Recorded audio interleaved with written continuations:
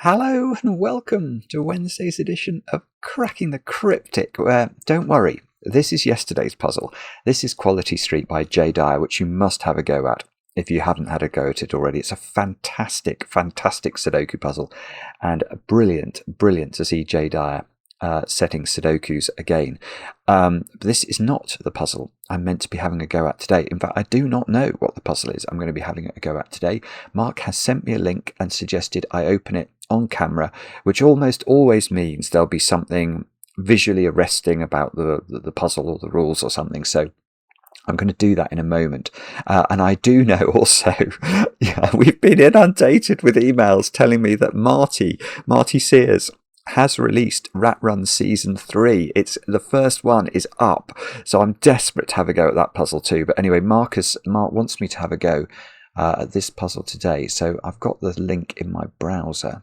Let's click and see what we find. Entropic Detour by Myxo. Oh, Myxo, okay, right, that explains why Mark thought this might be difficult. Entropic Detour by Myxo. We have got, let me just look how long the rules are. No, they're not short rules, but they're not desperately long either. Anyway, this is the puzzle I'm going to have a go at today. At least there are some things in the grid. Should we read the rules together? I've got some birthdays to do, but let's read the rules together and see why Mark has suggested opening this live. We've got Sudoku, place the digits 1 to 9 exactly once in each row, column and box. So that's normal Sudoku rules applying.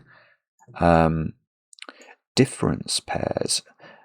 Digits separated by a small white dot must be consecutive. Okay, so I see a small white dot as opposed to a big white dot. So if this digit was a 4, this digit's either going to be 5 or 3 to be consecutive with 4. Loop. Draw a closed loop into the grid that travels orthogonally between cells and doesn't visit the same cell more than once. The loop must not visit any big circles. Okay, so we're going to draw a loop. Entropic line. The loop acts as an entropic line, i.e. 3 adjacent digits on the loop must contain 1 digit from 1, 2, 3, 1 digit from 4, 5, 6, and 1 digit from 7, 8, 9. So let's go to a loop drawing tool. So if this was the loop, let's say this was a 1, 2, 3, and this was a 7, 8, 9, then this one would have to be a 4, 5, 6 in order that within those 3 adjacent digits on the loop there was one of each type. And actually that digit would have to be a 4, 5, 6 as well, wouldn't it? Because in those 3 adjacent digits on the line you need a 4, 5, 6. So they are the rules. There's one more rule. Detour. The number of loop turns is different in each box. A digit in a big circle indicates the number of times the loop turns in that box. What the heck? But that means it's immediately very, very odd, because that means there's got to be a lot of loop turns. Like a lot. Sorry, I'm starting to solve it. Well, no, I'm definitely not starting to solve it, but I'm starting to think about it before. That's weird. That's a weird rule. Anyway, they are the rules. Mark's email said that this is apparently a very difficult puzzle, but it's been very much recommended to us by a couple of people. So I'm going to try it, hopefully. Well, I don't know. I don't know whether it'll be if I can't do it, I'm going to do the Rat Run puzzle instead. Anyway, let me just have a quick look at my other list of things to do. They're over on Patreon right now. Our competition is running for the month of January. It's closing. The closing date is the 20th. That is still plenty of time if you've not started and had a go at the off by one Sudoku hunt by the Paint by Numbers Institute, aka Panthera really in this case. This was a situation as of yesterday where you can see 725 solves of all the puzzles, and okay, it's gone up by another 40, 763 now, so 13 puzzles in all. Do get involved. There's 6 days left. That is so much time. I think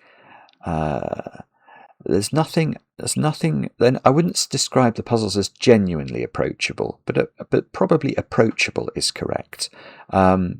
So I think you'd all get through them, and you'd all definitely enjoy them.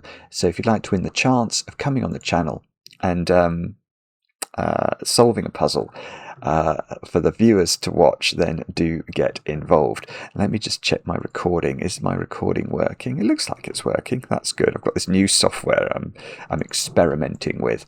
I was delighted to see yesterday you're all very happy about my new colour as well. Let me show you my new colour. There you go. Grey. I don't know whether it'll see the light of day today, but there it is. Now, apart from that, what else have I got to tell you about? I've got 3 birthdays to do. Brandy, it's your birthday today, and I know this because your husband, Larry, wrote to me and told me that the two of you watch the channel together at home in New Jersey. And actually, Larry also told me that it's Larry's father's birthday, Patrick. Patrick, it's your birthday today as well, so happy birthday, Brandy, happy birthday, Patrick. I hope you both get some incredibly excellent chocolate cake. Next, Miles. Miles, you've turned 22 today, and I know this because your older brother Otis wrote to me and thought you might like a shout out. I think the two of you solve the puzzles together and then argue over who's the smarter. And Otis was very keen to point out that he is the older and wiser brother, and therefore he thinks he's the winner. But anyway, Miles, I think you've just become a game developer. That sounds like a brilliant job. Good luck with that. I hope you've been enjoying our blueprints streams. And finally, I'm gonna try and pronounce the name correctly. I'm gonna say Leo. It's a Dutch name, and I'm not sure I'm pronouncing it correctly, but Leo's been watching since COVID, good grief, and today is planning on going indoor rock climbing and having Vly. Now that's I think I've had Vly. I might be mispronouncing that as well, but it's like a pie, isn't it? Apple pie. Can you get apple pie? I'm sure I've had apple pie, apple Vly. Oh, does it have the same sort of etymological root? Vly and pie. They do rhyme. They don't have. They've only got the I in common, but they sound like they might be related somehow. Anyway, Leo, I hope you have an absolutely brilliant birthday today. And I hope you enjoy the Vly stroke pie. That's all the news. That's all the news. I want to get involved in this puzzle. Entropic Detour by Myxo. Now, Myxo is a terrifyingly intelligent person. So, yeah.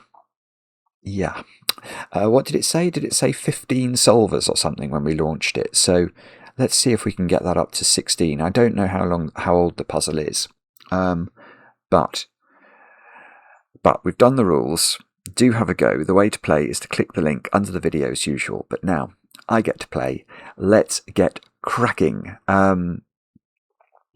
Okay, so let me start by just thinking about this loop thing.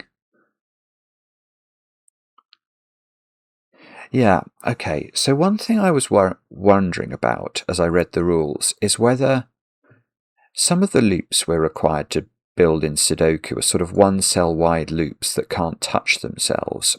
And actually, there was none of that in those instructions, was there? This is not a one, it's just a loop. So, and because some of these boxes are going to have an enormous number of loop turns in them,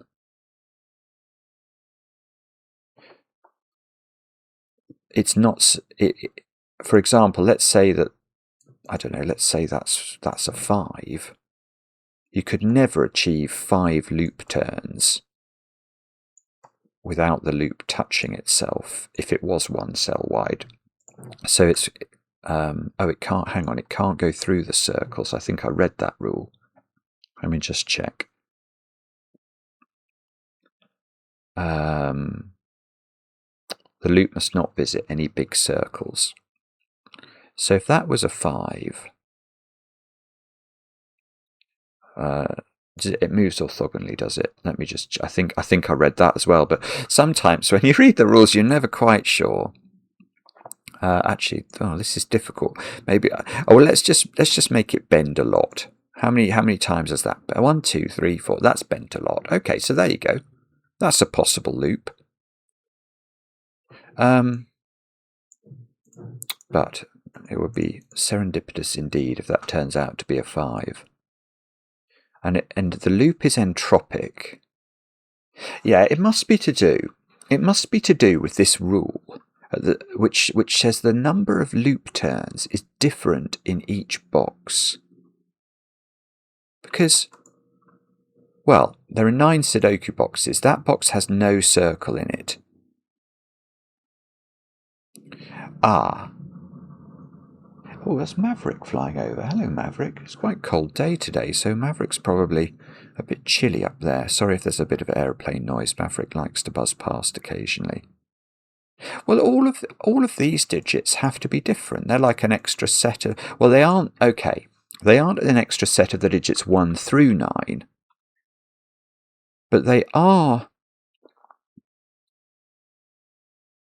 But there are 8 of them, and they all have to be different. And none of them can be 0, can they? Because what I was wondering is, could you have a box where the loop didn't turn at all? But you certainly can't in these cells, because they all have to contain a digit, and that digit is going to tell you how many times the loop turns in those boxes. So the absolute minimum,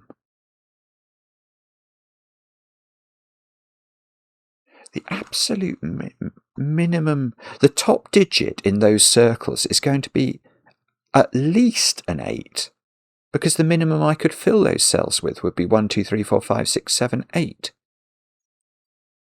But can you have 9 turns in a box? Is that just silly?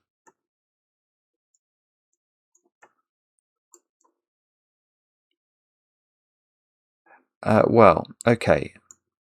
Apparently it's not that silly. Well, I know I've gone through some circles there, but I just wanted to establish in my brain whether in theory that was possible. Okay. Hang on. I've just understood something. Oh, I'm so sorry. Right. One implication of the rules, actually, is that these are the digits 1 to 8. Because none of those can be a 9. Because for them to be a 9, you'd have to have 9 turns in the box. But 9 turns would require every cell in the box to have a turn. And the loop is not allowed to enter the circled cells. So these are the digits 1 through 8.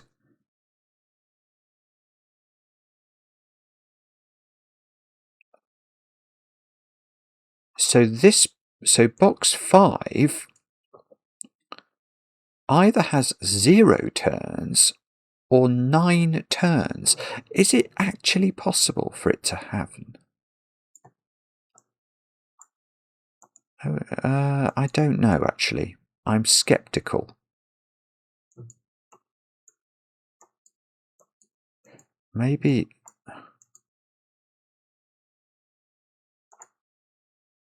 Oh, bobbins. It is. I was wondering with these circles outside the box whether you could actually do it, but you can do it.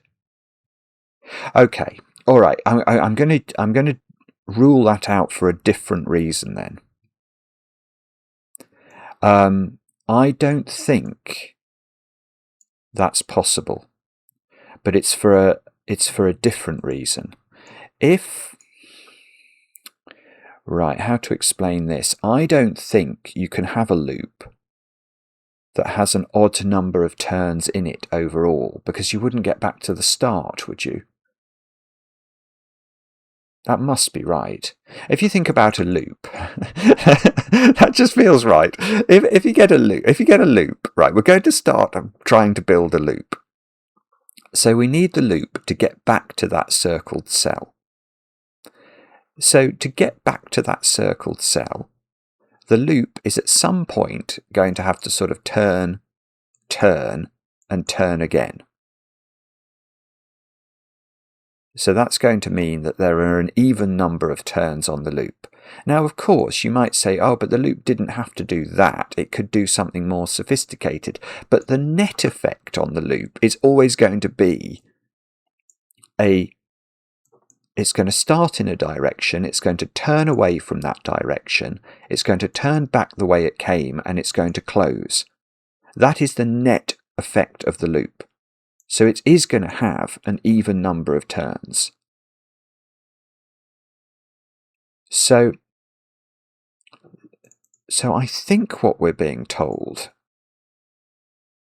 given that I know the circles sum to 36, that's a triangular number for 8. 1 plus 2 plus 3 plus 4 plus 5 plus 6 plus 7 plus 8 is 36 turns. So there are 36 turns plus however many turns there are in the middle box, which can't be a number from 1 to 8, because then it would be the same number of turns, and that's the detour rule says, yeah, the number of turns in each box is different. So it's either 0 or 9, and it could be 9 in theory, but it couldn't because that would create an odd number of overall turns.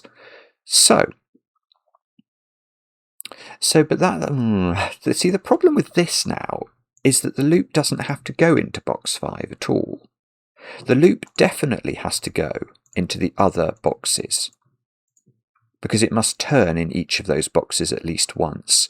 But now we've worked out it doesn't turn in box 5, it might just be that the loop never goes in there at all. And I haven't got a clue whether there's some sort of meta slitherlinky type logic that says, no, there doesn't need to be, does there? Why would it need to go into box? Why couldn't it just be a sort of big clockwise or anti-clockwise loop that just loops round box 5 altogether? That's probably what it does. Is this the least I've ever drawn in? How long have I been going? I've been going about 15 minutes. I've done absolutely nothing apart from chunter about loop turns. Okay, what we'll do firstly is we'll grey those out. Because what we're saying is the loop never goes, so the loop doesn't go there. Can't go there. So that's not the 8. It probably is. There's probably some way of knowing which of these is 8 straight away. Because 8's incredible. That can't be 8. Because how could you turn in that one? If you turn in that one, you're going to bump into this one. You can't, because if the loop goes into this cell, it has to go straight through it.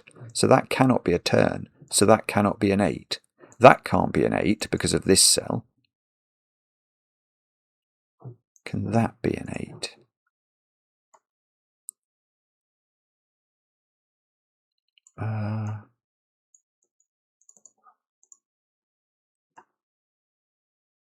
Maybe it can. Okay, sorry, I was hopeful there.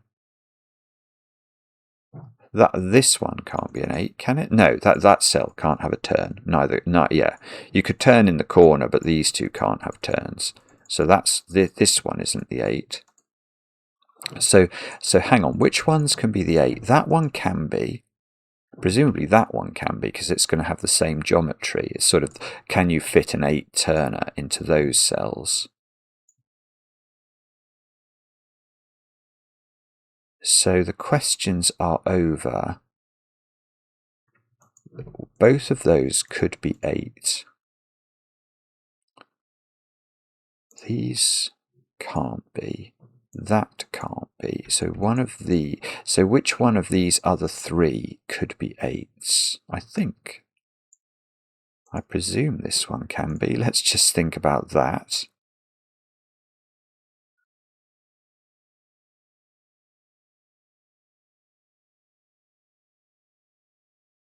Is it? Oh, hang on. Tell you what we might have to think about as well. I'm just trying to I'm wondering whether or not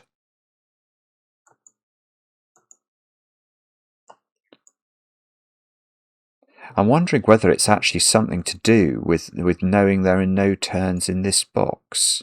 Because yeah, that's really interesting. You can't. I couldn't do that, could I? That is not a possible loop segment in this puzzle, and neither is that. Whoopsie, is that? Neither is that. Because each of those would cause the loop to enter box 5, where we've worked out it doesn't turn, and then it would go. Oh no! I'm going to enter there. I've got to turn. So you can't do it. So each of these we should just X. And we might be able to do more Xing actually. So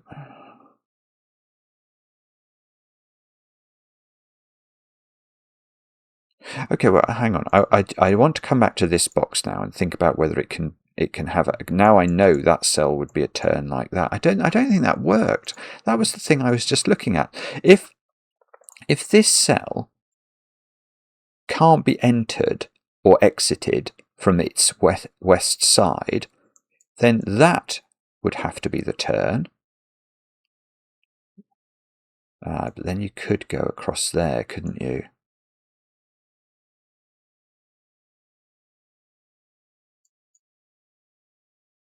Yeah, you've got a problem here. You've got a problem, actually. It's this cell that's the problem, and it's a general problem. Because if you think about the turn that will happen in this cell, and it must happen in this cell if this is an 8, that turn is always going to throw out a spur to the west, isn't it? Because something's going to come in or out from these directions, and then it's going to turn. So that's now a forced part of the loop if this was an 8, and the middle cell here has not had a turn. So this is really interesting. So that's not an 8. So these ones. Oh no, hang on. Did I look at this one? Oh no, I did look at that one because that cell can't be. So those ones can't be 8. So I'm down to 4 of them that could be 8 now. And okay, and this is a corner in this box because of this X that I've drawn in. So we'd have to do that. And I suppose I've learnt from my spur treatment that this one must have a horizontal component. So this has to turn. Yeah, oh, there's some general principle here, isn't there? Yeah, this doesn't work either. Because I've done it for this one, but why shouldn't I apply that same logic to this cell? That cell, if it has a turn in it, which it would have to have if this was an 8,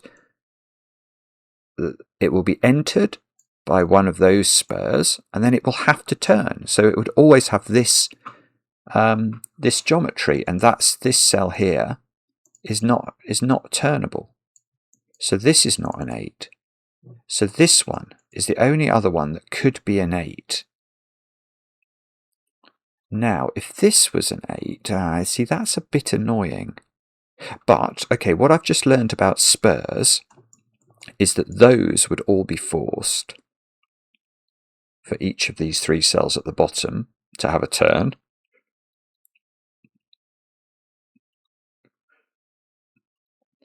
Then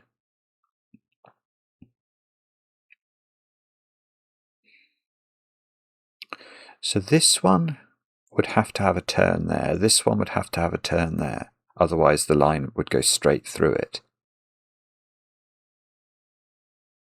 Okay, and then these can't turn down because that would create a straight segment. This cell hasn't turned. So they have to turn up.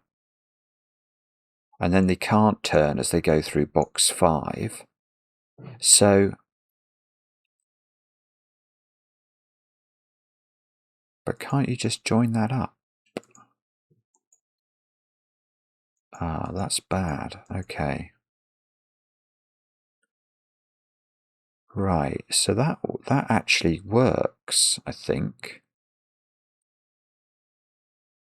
That's really annoying. So that one can be an 8. And I think these two can both be 8 as well. I mean, I presume, hang on, I tell you what I didn't do. I assumed it, which was perhaps silly. Hang on, let's restore that. But I didn't check. I checked that one could be an 8, but if this one is an 8, I think it's the same logic, isn't it? It should be the same as this one. We have to turn here, so that has to be a turn. We have to turn. We have to turn. We have to turn. We have to turn. We have to turn. Yeah, so I think it's the same.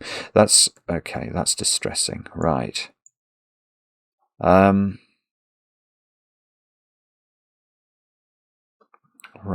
So how do I do this then? So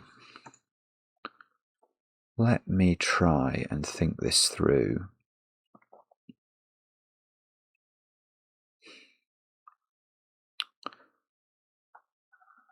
Let me. Sorry, I'm just going to reread the rules and check because I think I must be.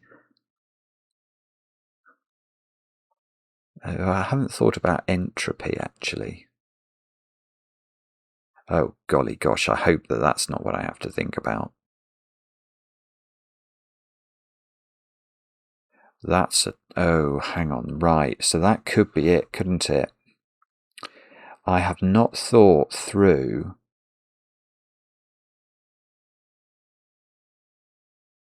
I've not thought that through. Let me just think that through. So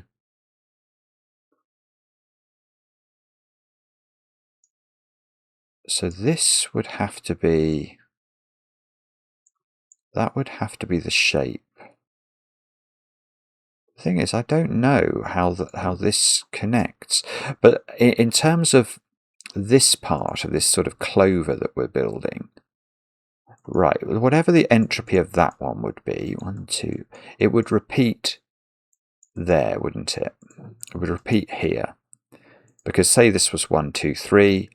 This could be 4, 5, 6. This could be 7, 8, 9. That would need to be 1, 2, 3, so that those three had a 1, 2, 3 on them. So those would all be the same entropy. Then this would be after yellow, so that would be there,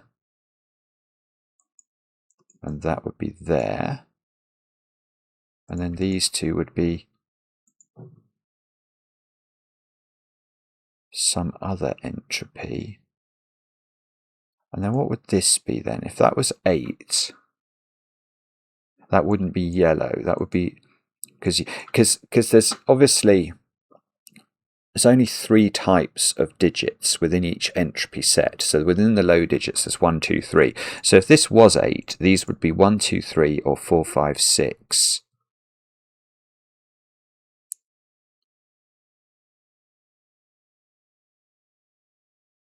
Oh, I see. Right.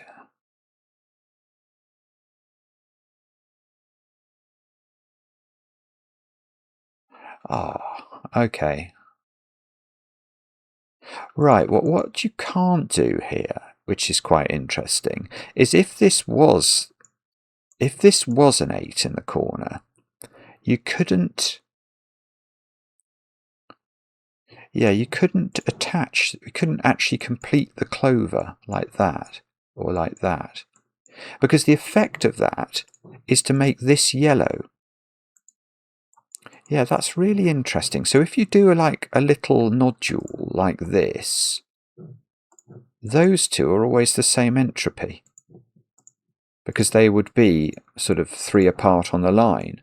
So if you do close this is yellow, and now I've got 4 yellows, which is impossible in box 1.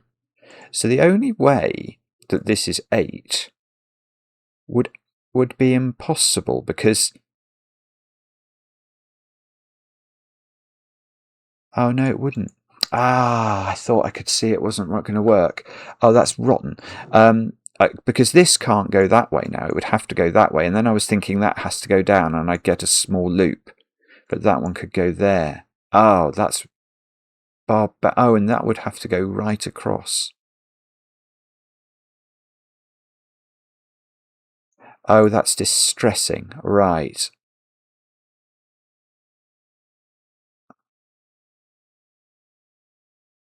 Okay. But... yeah. Okay, that's still... okay, that's okay. That's better than we now know more than we did, because this can't be 8 now. Because imagine that the way this shape works is you get spurs coming out, don't you? I think you get spurs like that. So if the 8 was in this corner, bear in mind that we're not allowed to close these spurs up, but we'd have to here. That's a corner because of this X that I've drawn in the grid. And now if we were to shade the entropy of this bottom clover, those 4 would all be the same entropy. So that's not going to work.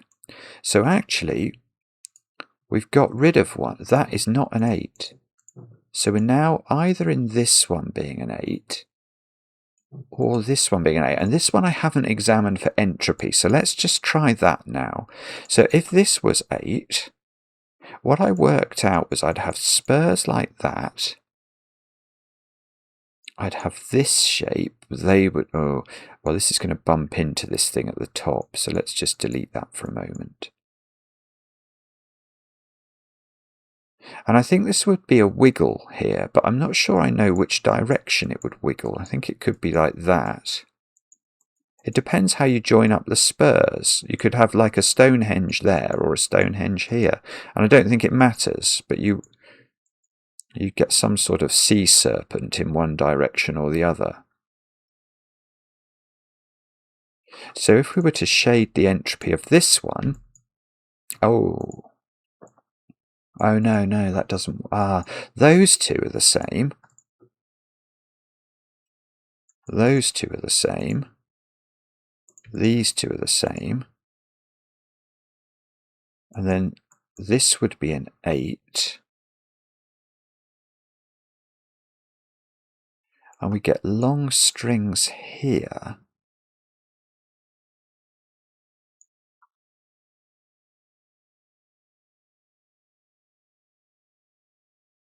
What on earth? This is just impossible. I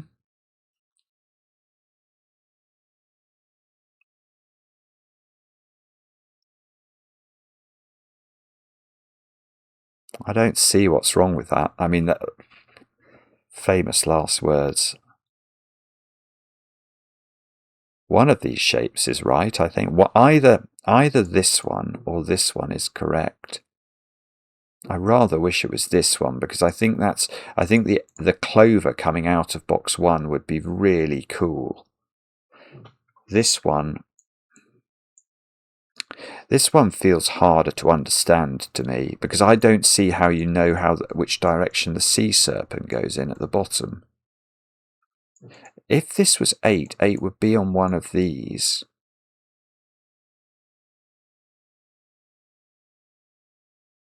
Yeah, and 8 would be either the 3rd purple, the 3rd green, or the 3rd yellow in this box. So let's imagine it was yellow. These would be purple and green. So these would be purple and green. So the 8, which I'm saying would be yellow, would be in one of 4 cells.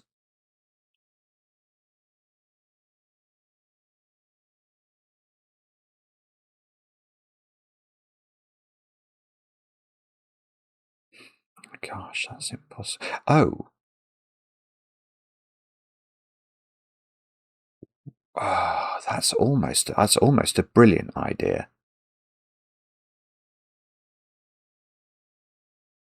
I can't do it in my head. I can't see it.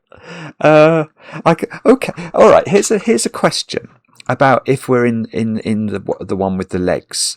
If this is the 8, this, I was wondering where the 1 was going to go, because there's a circled 1 somewhere, which is just going to be a dog leg somewhere in the box, isn't it? And I noticed it couldn't be here, because you're going to bump into the leg. So what I mean by that is, if this was a 1, how would that work from a loop perspective? The loop would have to enter this box and turn and exit the box, which it couldn't do.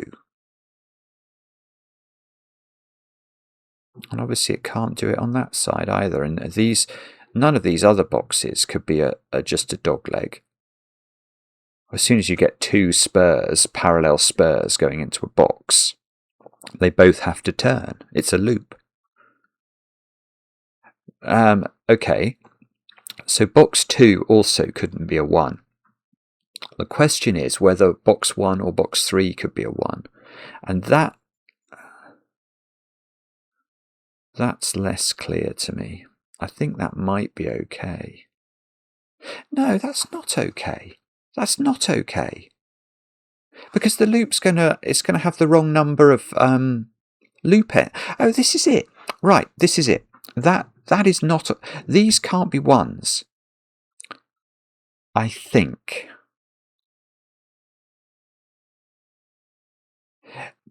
Right,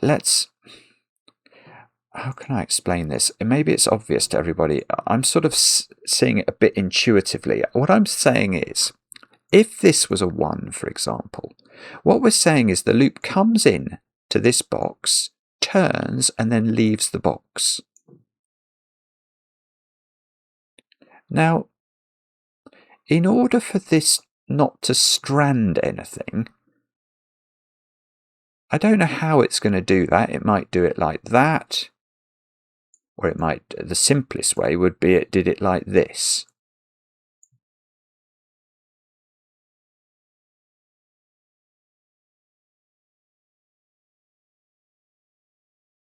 And what I'm worried about now is how these loop ends all tie up together. It's impossible, I think. God, this is really interesting. So what do I mean? Well, what I mean by that is that quite clearly this loop end cannot join with any sort of alacrity to this loop end. Because if it did, we're going to have a small loop, and we're not going to take into account all these other loop ends. So once this turns down, what are its options? It can never re-enter this box, because we started from the premise that this was a 1, and anything that re-enters it will turn again, and that's not going to work, is it? So this now is going to have to join up with that loop end, but then this loop end can't get out. Because however I join those two together, whatever path I take, it creates a wall through which this one can't get out. Now, the only thing I'm slightly thinking about here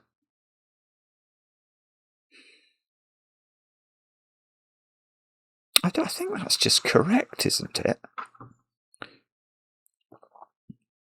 If you do, I think it's generalized as well. If that was a 1, we're saying we enter from there, we turn down. That's the only way a 1 turn can work, is a dog leg.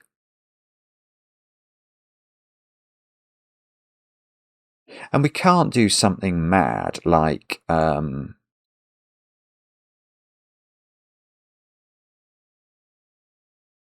no, it wouldn't matter even if you could. It just doesn't work. I was wondering about doing something like that, but I think it's just false. It's just false. You get an odd number of loop ends in a cul-de-sac. 1, 2, 3.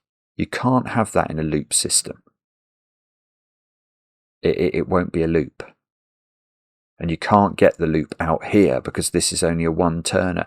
It's really it's a beautiful idea, actually. If this is what you're meant to do to get this solved, it's really clever.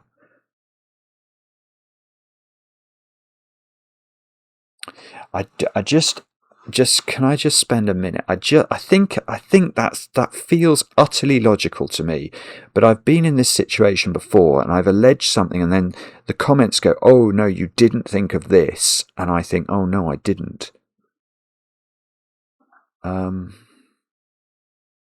If there's no other place you could put a 1, is there? If you've got this leg, so what we're saying is, if this is 8, which I think is the only one apart from this that could be 8, you get these legs.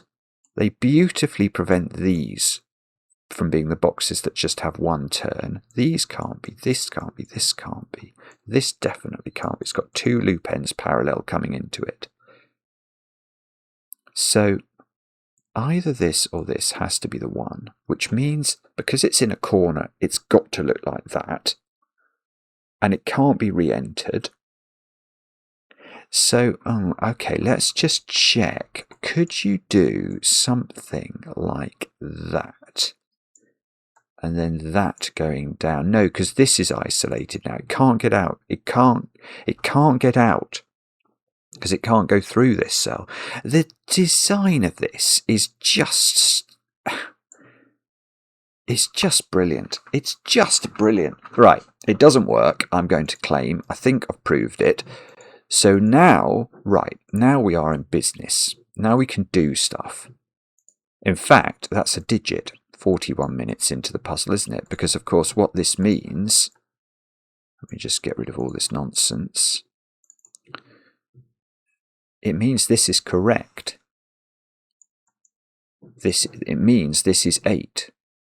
It means I have to turn in every open cell. So I have to do that. And much more importantly, surely, this cannot be yellow now. So I cannot join those two together. I cannot join those two together. So this must turn.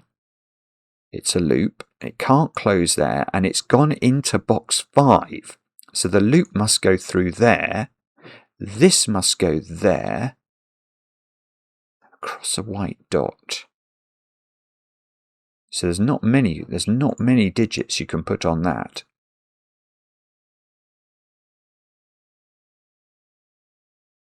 Now,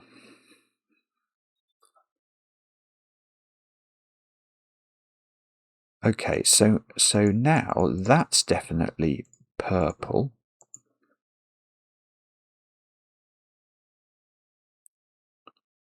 And this is either, it's not yellow is what we know, it's green or purple.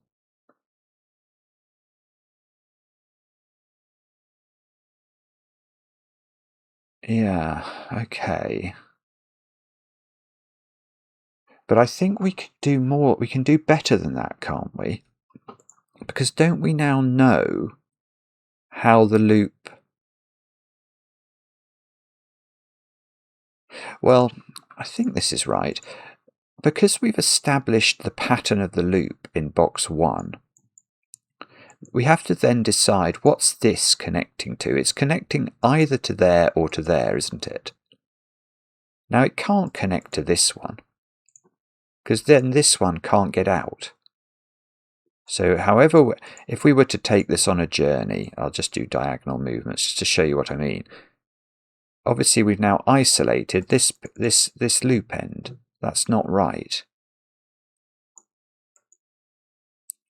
So what we know is that somehow, some way, and it might be via a very circuitous route, this is going to join to this, which means that once it gets here, the pattern of entropy will continue, i.e. we'll be going purple, yellow, green, purple, yellow, green, purple, yellow, green, I think. Purple, yellow, green. Now I know that that is either green, I'm not very good at this, so if that's green, the cell before it, because the loop will be travelling in this direction, would be yellow. But if this is purple, the cell before it would be green. So that's green or yellow. And if it's yellow, the cell before it would be purple, and if it's green, the cell before it would be yellow. Is this helping me, or is this just making things even more complicated? And if that's purple, the cell after it would be yellow, and if it's green, the cell after it would be purple. And then this is going to be one of each.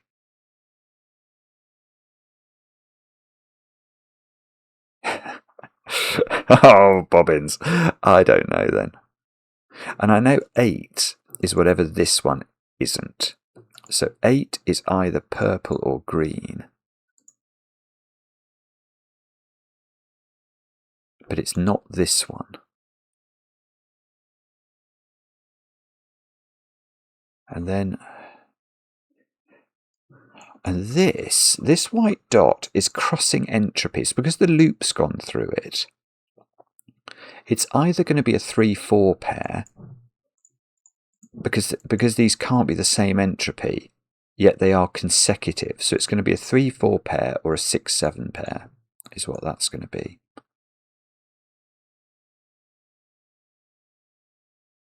Yes, but that's so sick. That is so sick. Right, so what Myxo's done here is genius again, because in fact, I just want to take a moment. This puzzle is one of the most interesting things I've ever seen in my life. It is absolutely... Isn't it amazing that we can start this from this rule set by working out where the box is that has 8 turns in it? I think it is. And this white dot is so gorgeous, because what would happen if this was 3-4? 3 and 4 are low and middly entropy, so the next digit would be high entropy. That's impossible, because this would be a 7 or a 9 if it's high entropy, and now I'd have 1, 2 high entropy, but 2 more if it's green and 2 more if it's purple. It can't be that. So this has to be not that. This has to be 6, 7. Why does that keep coming up in every single solve? So this is 6, 7, and this one is now a low entropy, actually. That's what it is. So this one is middly entropy. So yellow, I now know yellow is middly entropy, which feels like quite a good thing to know.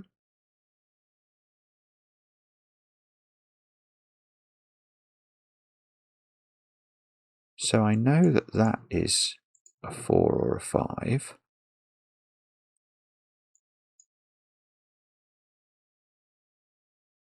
Now, what does that mean?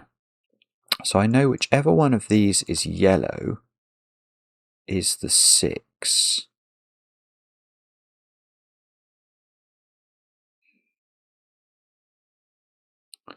Wow, I don't know if there's a way to know how to do that, though.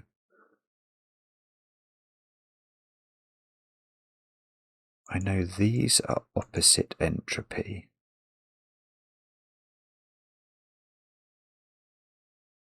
And yellow sits between green and purple.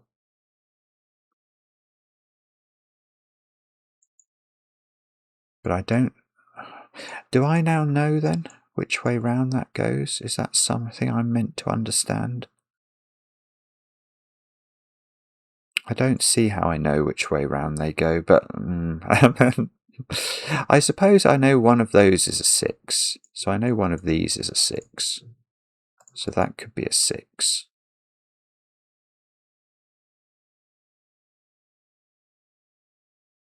And I know either these two are 7 and 9, or these two are 7 and 9.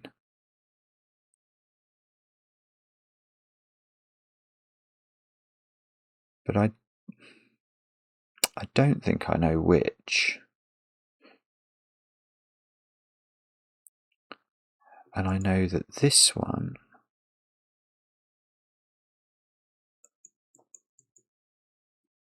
Oh, I'm not sure. I almost wish I hadn't done the double colouring here. I'm finding it quite hard to visualise what's going on. But I don't think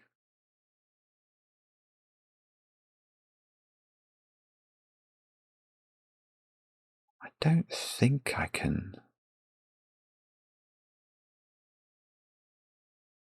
Sorry, I know I'm sort of. I know I'm being useless. I'm trying not to be useless. How do we do this then? Do we know anything more than we did before about anything? I mean, I'm sure we do in some way. I do know the nature of yellow now, which is that's a win for the goodies. I would love to know whether that 8 in the corner is purple or green.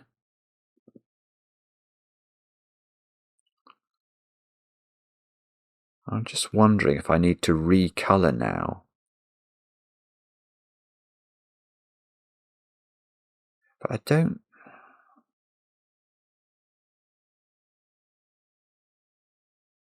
Is there some way I know that? I don't see how to know it.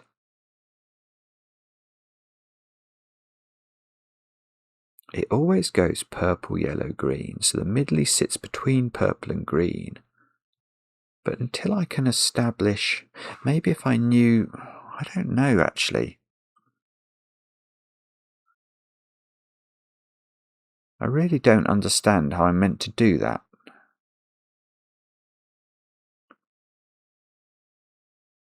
And that's got some sort of weird profile. Oh, so if that was purple, then that would be purple, and I'd have all 3 purples in that row. But if that's yellow, I don't think I mind, do I?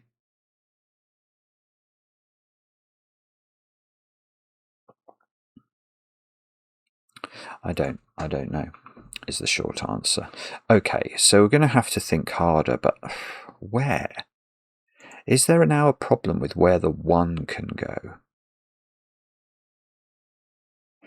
See, that I think has become a far less straightforward question to answer. Because the reason 1 was difficult before was because I had these great legs going down the grid. I've got a sort of leg here which might prevent this from being a 1.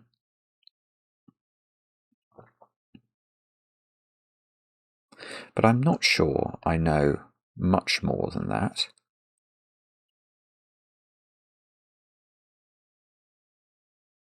And I know this is 8. So is it something to do with the 7? I suppose that one can't be 6 or 7 or 8 now. So this is 1, 2, 3, 4 or 5. That's how many turns there are. But hang on.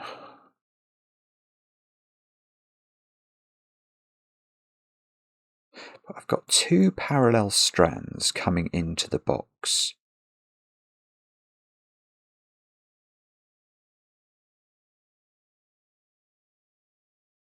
So I feel like this has to be even. That might be wrong. That might be wrong. But that's what I feel. Is that true?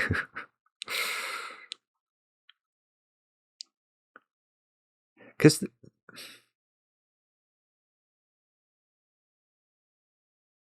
yeah, I think that is true, isn't it? I think it's true.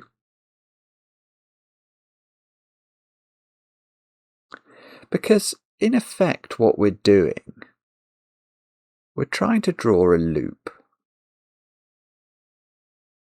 And I know that these 2 join up together at some point in their journey. They could join up in this box, but to do that they both have to turn an even number of... Well, there would be 2 turns. This would have to turn into this, and this would have to turn into this. So say they met here, there would be 2 turns, wouldn't there? Whereas if you can't leave one of them in this box. So if they don't turn into each other, they both must leave. And if they both leave, then they've both gone net straight on through the box, which means they've either just gone straight on through the box, or they've done they've gone up, they've sort of turned into a vertical direction and then turned back into a horizontal direction. So there's going to be an even number of turns on each line in order to get it out of the box. So the net number of turns, so this is even. This is even. You can't, otherwise you're going to strand the loop. Now, that's interesting though, isn't it? Because now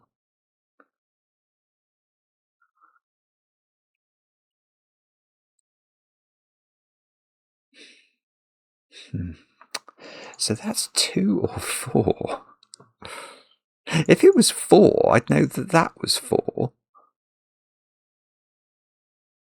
But if it's 2,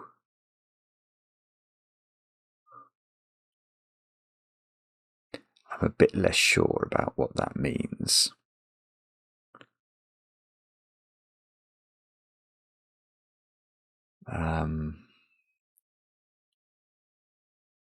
Yeah, I'm a bit less sure about what that means. Sorry.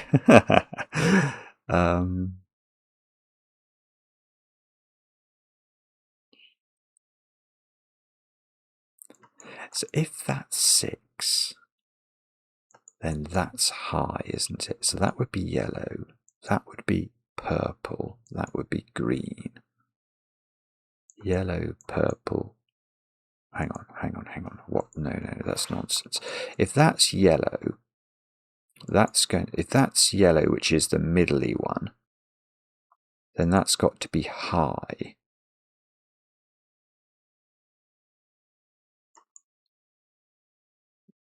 So these would be different. So that wouldn't be yellow, and that would establish the parity of everything. So this would be 6. This would be purple, and this would be green. So that would be green. So these would be the same size. If, on the other hand, this is the 6, then green is the 7, and then purple would be the low digits.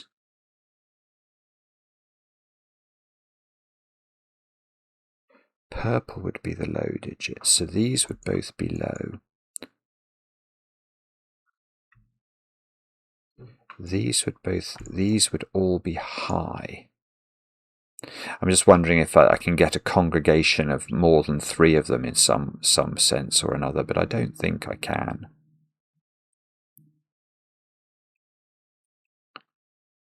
So that's distressing, isn't it?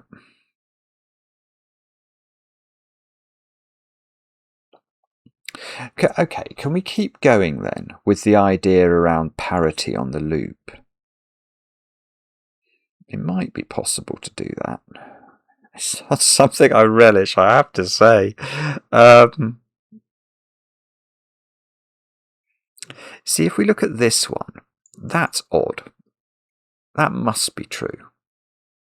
Because just from a plain old box perspective, we've had one turn here as this is exited. And we've got one strand coming in here, which we know is exiting into this box, because it can't exit to the side.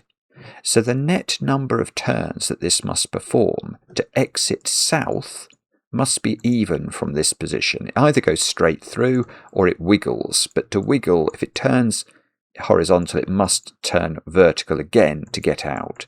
So this one does an even number of turns. This one has done an odd number of turns, so that is odd. So that is 1, 3, 5, or 7.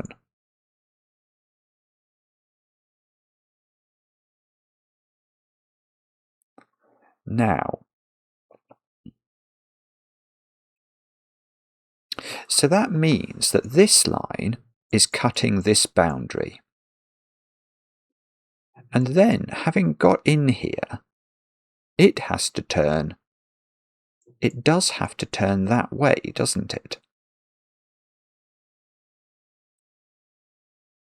Which is an odd number of turns. So I think this has to be odd.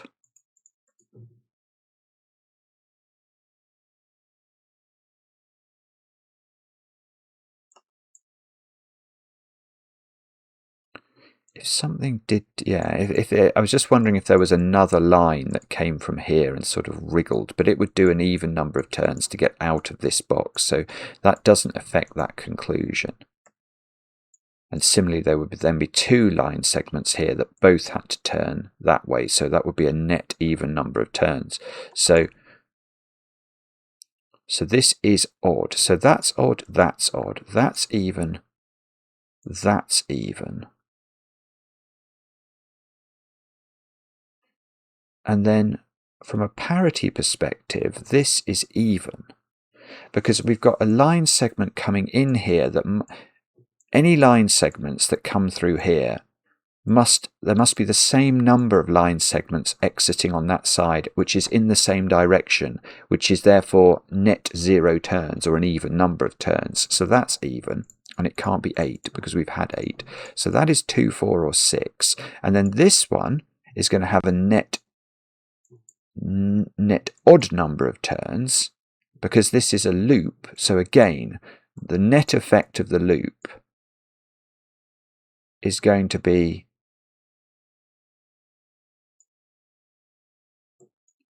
that anything going there,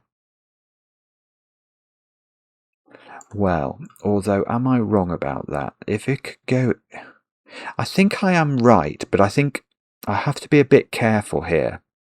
I think that there might have been a possibility I've overlooked, which is box 5 available? Ah, bobbins. But the answer is no. And so my logic wasn't complete, but I can make it complete, because I was saying in this box it's even because I was assuming the loop must go straight through it, ignoring the possibility that we went up into box 5, but we can't go up into box 5 because to do so we then are not allowed to turn in box 5, and we would run into this spur here, this horizontal leg. We can't do it. So anything that does cross there is exiting there. That is logical. These cells are all off the loop, because the only way they can be on the loop is with something coming up from this box, which would then not turn and bash into this. So it is true, there's going to be whatever comes in here, the net effect, in order for there to, we know the loop goes into box 8, so it must exit in the same direction on the other side. So that is even. Now the same principle, I think, makes this odd, because anything that comes in here, the net effect of it is going to be that it must turn up there to create the loop. And that is going to be a net odd number of turns to go from this direction to this direction. So that is 1, 3, 5, or 7. And then this one, oh no, this is going to be more complicated now, because we've got this one coming in.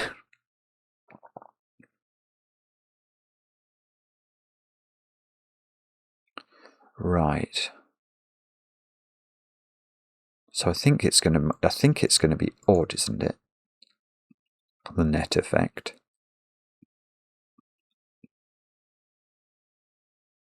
It is. It is going to be odd, actually.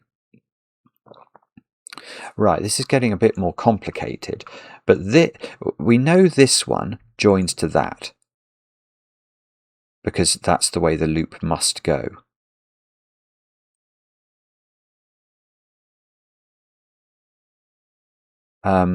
Now, because if it joined to that, this would be stranded. So we know that this is the sort of loop end that in the end is going to make its way round the corner and join with this, isn't it?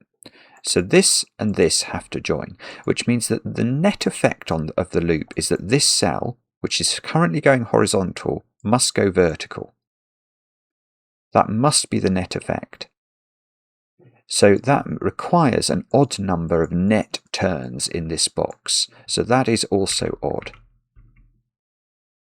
Now, we've now got 1, 3, 5 and 7 here. So this is even by dint of sort of elimination. But we can probably also prove that's the case in the sense that if this did go up into this box, given we know it's got to go down here in the end, it would then turn down from the box as well. So it would enter and exit from the same direction, which means it's a net even number of turns it's going to spend in this box. Whereas if these two go into this box, again, they're entering and exiting from the same direction. And in the end, they're going to join, which is a net even number of stuff. So this is really, really complicated. But that, I think, is forced then. Now,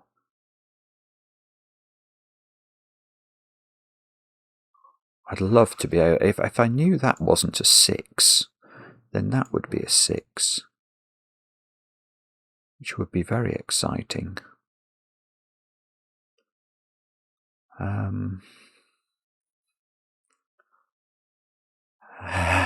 don't know if we can know that.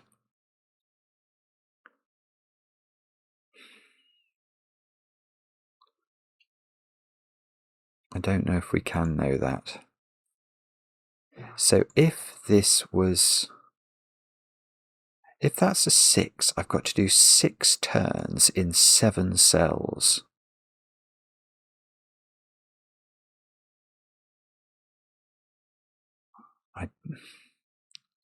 That might be possible. It's hard to immediately rule out, I would have thought. Or maybe not. It's certainly not possible to have 1, 2, 3, 4, 5. That would have to be a turn. I mean, that particular version doesn't work.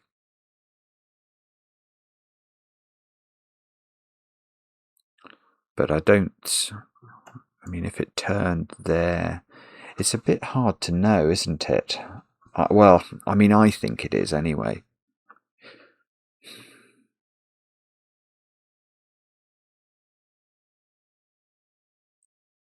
I'm not sure it is possible to do 6 turns in that box. I keep trying to do it in my mind and failing, which is not proof of it at all. It just seems to me to be difficult.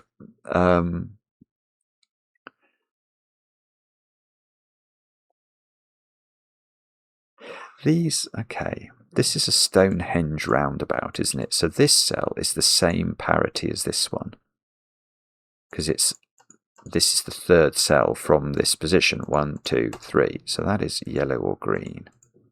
Then that one's going to be purple or green. That one's going to be that one, which is yellow or purple. And then this one's going to be yellow or green again.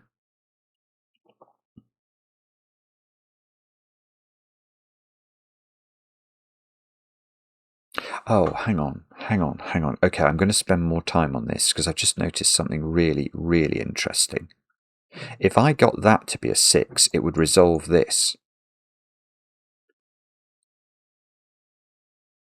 Then I would know that that was yellow. Then I'd know this was, that would do low. Right, that's it. I bet you there's a reason this is a 6. I bet it's to do with whether this can be a 6. Okay, now how on earth do we do this? How on earth do we do this?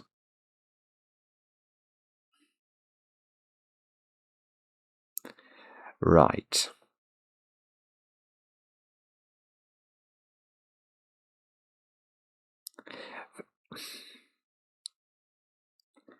Okay, I've got to work out what the nice way of doing this is. I don't think it's very easy to do.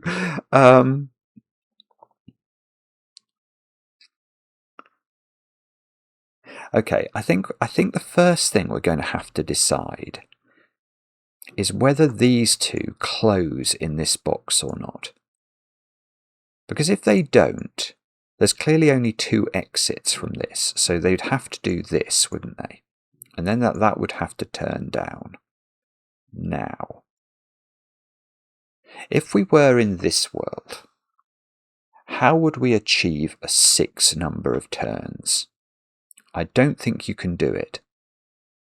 Because if this turned here, we'd have done 2 turns, and then all of these would have to turn, and that will create a loop. So we couldn't, oh, whoopsie. So we couldn't close it here. So this would have to go on. We would be in this world here, so we can't close this. So this would have to go on. If we close it now, we've done 1, 2, 3, 4 turns. We can't fit 2 more turns in the right-hand side. And if we turn like that, we haven't done enough turns. So what we can say is that it's not possible, definitively not possible, to do 6 turns if these two do come out into box 3. So these two would not be able to come out into box 3, which means the only way we're doing 6 turns is this is nipping up into box 3 and achieving 6 turns before it leaves, and it can't. I'm alleging it can't. I really don't think it can. Because, I mean, if it turns there, it can't do it. So it'll have to go up, then it's going to turn, and there's just no way. There's just no way. It doesn't get, you can't get 6 turns in this box. You can't. It doesn't get near it, actually. So now this is a 2-4 pair, this is a 6, and this is the most exciting 6 you can imagine, because now that's a 6, that's a 7. 7, well, 6 is yellow. 6 is definitively yellow. So both of these are yellow. And now this is yellow. These are not yellow. They are now purple. And this must be purple. So purple is 7. So that is purple. And that means these are 7, 9. It means that this is green and all of these are low. No, I want to make them low. All of those are low. Purple is huge digits. Purple is huge digits. That's got to be a green low digit. These are middly digit. Done it wrong again. I want to make those yellow and middly willy, like that. That's the technical term. And this, okay, all right, so now where are we now? We are surely in a better place.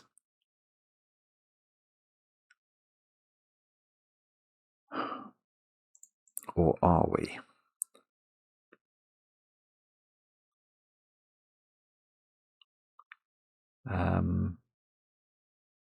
No dear.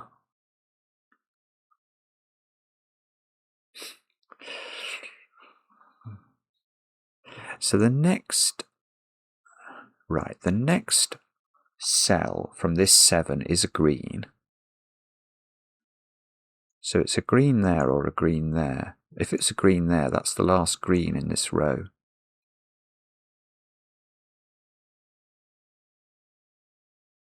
So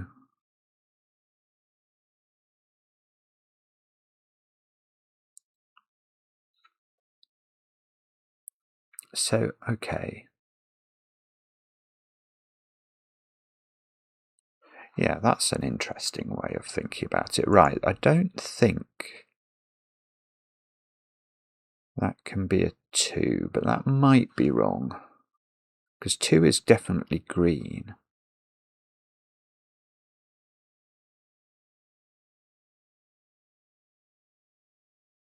Am I wrong about that? 1? No, I don't think I'm wrong about that. Wow. Yeah, okay. This is very difficult, but I think it's true. If that was 2, it would be...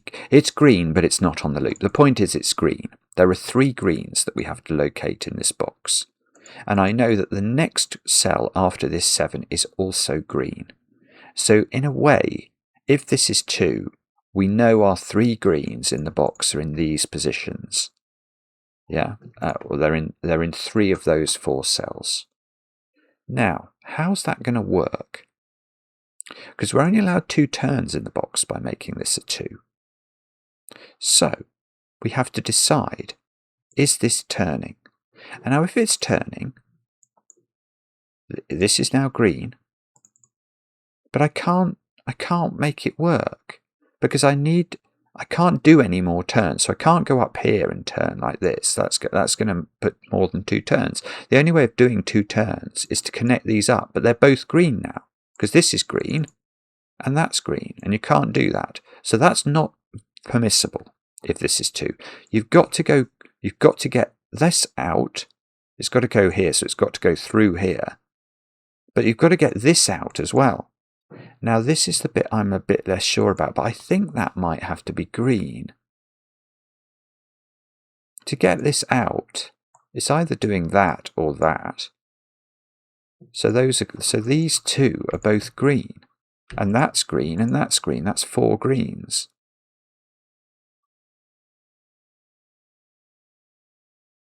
Is there any way that logic is susceptible to attack? Don't think so. I mean, that's got to get out. If this is 2, we worked out it couldn't be a short turn, so they've got to get out of box 2 into box 3, both of them, and I think both of those are green and that's green. So I don't think you can do it. So this is 4, so this is 2 in theory. Now that's going to get much more complicated then. Well, or is it though?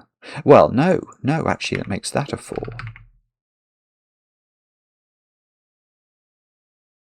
So now this is yellow and that's green. So, but also I feel like this must turn now. In fact, doesn't it have to do that? That might be wrong, but yeah, there's no way that this can get out of this box and this can now do 4 turns before it gets out of the box. There's no way. It would only do 2 turns. So it must be that. It can't close, we know that, because these are both green. So it must go up, that must go up, and then it must close.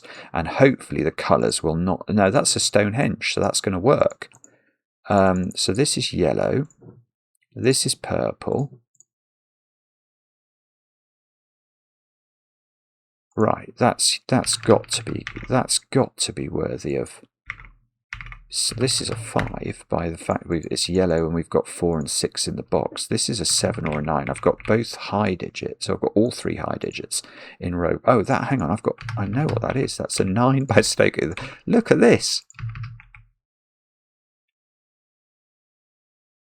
This is not a 2. And, okay, and one of, oh, look, 8. This is working. This is 8, it's high.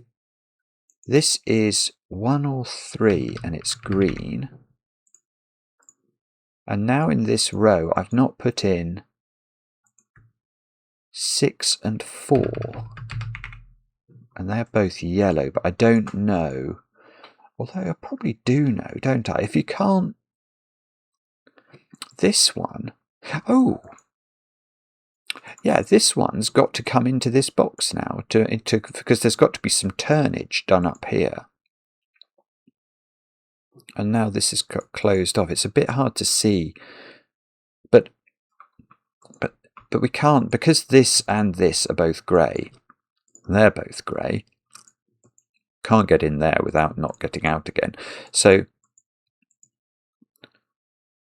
this has to come up here somehow and do 2 turns. So what it's going to do is something like this. It's not going to spend a long time wiggling, is what I'm saying. Once this goes up into this box, it's pretty much... its path is going to be very clear, I think.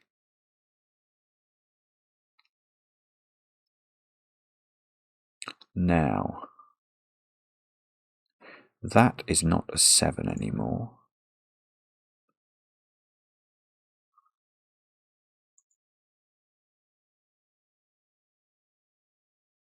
Well, that's not a 7.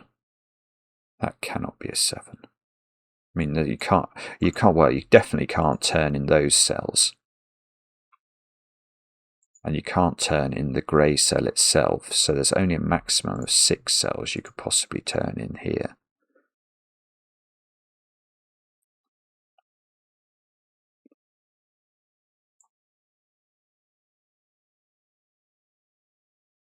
I'm not actually sure you can do 5 turns in this box, but that might be wrong. Definitely can't turn there.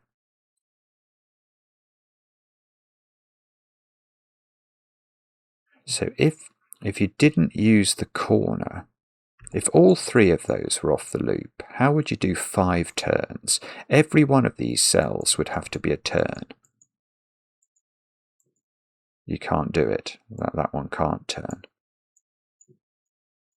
So the only way of doing 5 turns is if the corner is a turn.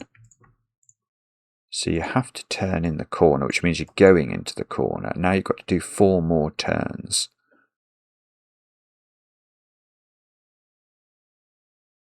I just feel like it's not going to quite work, but that could be just nonsense. I've got 1. I can afford 1 more non-turn. So if I turn there and go, if I turn there, I don't, oh no, that won't work. I would have to turn there. Now I've got 3 turns. I need 2 more. Oh, hang on. Ooh. Oh, that's it. That's how it works. Yeah, you can have a 5. Let me just double check. 1, 2, 3, 4, 5. It's weird, isn't it? So to me, it looked like that was really difficult to do. I just couldn't see it. What a strange creature I am. Right, okay. Let's think instead about... I've got... Oh, they're all... Well, they're mainly odd digits, aren't they? What about the 6 then? Is that a difficult thing to achieve? The 6... We know the net effect is going to be something's going to... This eventually is going to come through here and it's going to come out there. Somehow. Having done a 6 wiggle. But it might be a very complicated way of wiggling. It might be sort of this and then doing all sorts of wiggling. We don't know exactly. We just know the net effect of it is that. 6 by Sudoku is in one of those 2 cells. There's no more yellow digits in those cells. Well, that's... Ooh, that is almost interesting.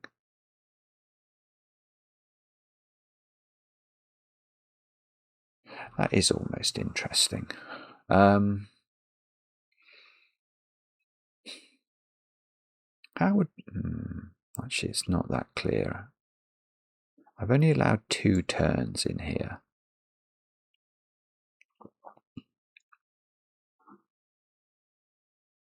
I think that might have to be on the path. If that's... Okay, let's try this logic then. If that was off the path, then how would you achieve 2 turns in box 3? And you can do it, but not in a way that's going to achieve entropy, because this cell's yellow, and I've had all my yellows in row 2 already. So that cell is not grey. That is on the path, which I will denote with a red circle. Now, do I know its colour? It looks to me like it might want to be purple. If it was purple, it would be a 9.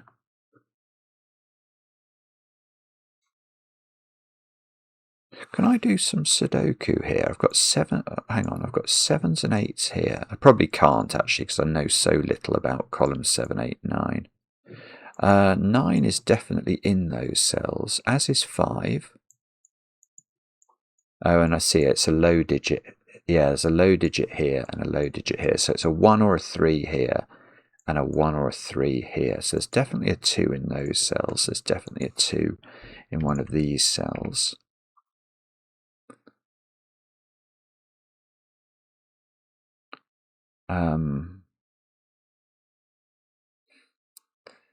Now, oh no.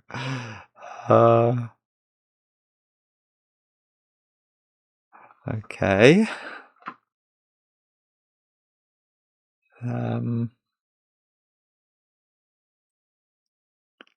This is not very easy now. It's probably, actually it probably is about where 7 is, isn't it? That's probably the better, but that at least is restricted in a way.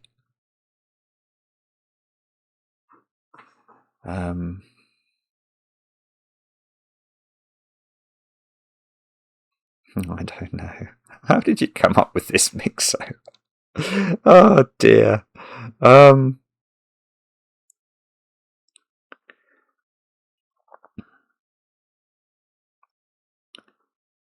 am not sure where to look. It might also be to do with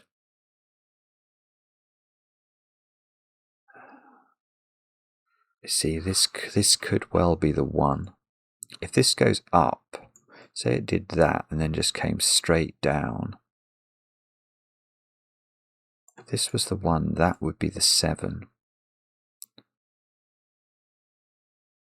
7 is a lot of turns, but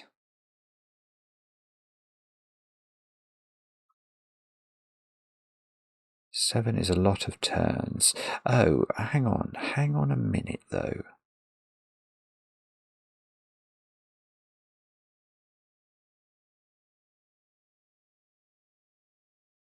Yeah, that's an interesting thought. Right, that is an interesting thought. No.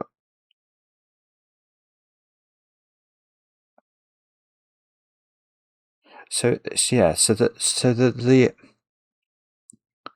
way the loop is traveling is it's always going. Well, I'm talking about from where I viewed the loop as starting, which is here. It's always going high, medium, low. High, medium, low. High, medium, low. High, medium, low. So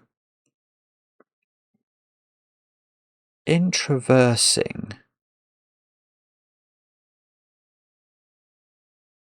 I'm just trying to think about this dot actually. If that's 7,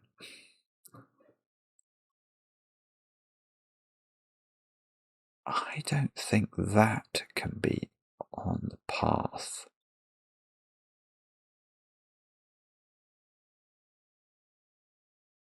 I just need to think this through. If that's 7, and we know if this is not 7, then this is 7, and that's going to be very powerful probably. But if that's 7, what I'm thinking about is this dot, and whether, well, especially this cell. Because the thing about this being 7 is I've got 8 white spaces. So, I mean, the turns could be anywhere. But could you have a turn here, is the question I want to ask. Because if that is a turn, you've now got the loop going through 2 sides of a white dot. Now, I think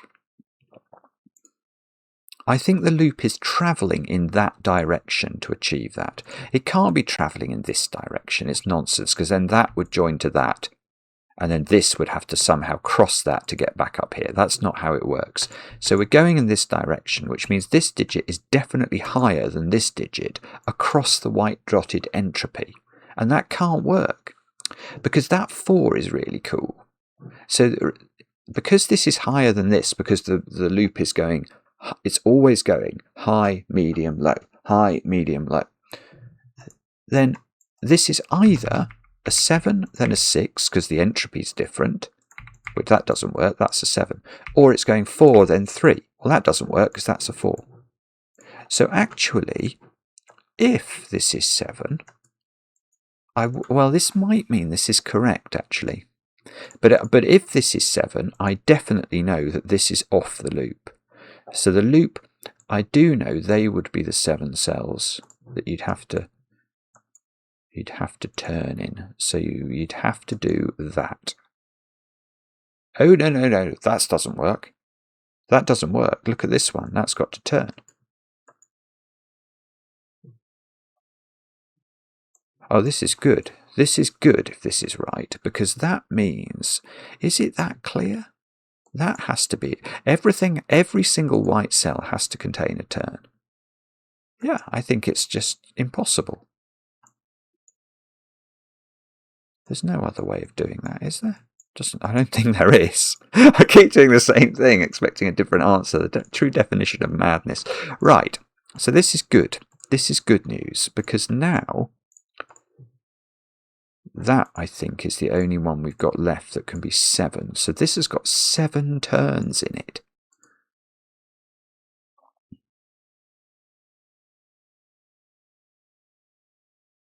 Oh, rat bags. I was about to say, but that can't be on the path, and therefore I know where the turns are happening. But I've just realised it could be on the path, because there's nothing to say that this has to go up into box 2 immediately. It could presumably do something like that. That would make this a 6. And it would make this low.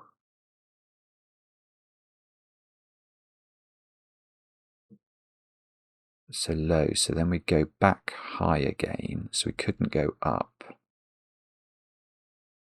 Yeah, I think that works. No, it doesn't actually. Oh, this is seriously complicated, but it's quite beautiful. You have to think about Stonehenges. That is the way to solve this puzzle, because I'm just double checking that this is right. I think this is right. Yeah. So what I'm going to try and do is prove that this is not one of the turns in box 6. If it is a turn, then obviously the loop does look like this. Obviously, because we've got to go into box 3 and achieve 2 turns, we must cross here. Otherwise we can't. There's no other way of doing it. So let's just make sure everything I've drawn there is true. You have to do that. You have to cross here. You can't go there now because you'd never get out of box 3 again. So you must do this, and now we're going to spend our 2 turns in box 3, and then we're going to come down again here. Now, we know, don't we, that if we were to do that, then we've built a Stonehenge. But the problem is we've built 2 Stonehenges. We've built a Stonehenge here, so this is yellow, and we built another Stonehenge here, so this is yellow, so they're both yellow. So we can't do that. That won't work. So what we're going to have to do instead is to go higher. Now we've only got 2 turns to play with, so we can't do any wiggles. We're going to have to go higher, back down here. But now we've got a different problem, which is that we've built another Stonehenge here, but the nature of this digit, I think, is that it's low, which is going to make this low, and I just need to double check that. So I know this would be yellow. We know that after yellow should come green, which is low, so this would be low. 3 cells along, that's low. We've got 2 greens here, that doesn't work. So we can't actually, we know that was on the loop, but we're never going in this cell. We can't achieve a turn in that cell. So everything else in this box is a turn, and that tells us where we go into box 3.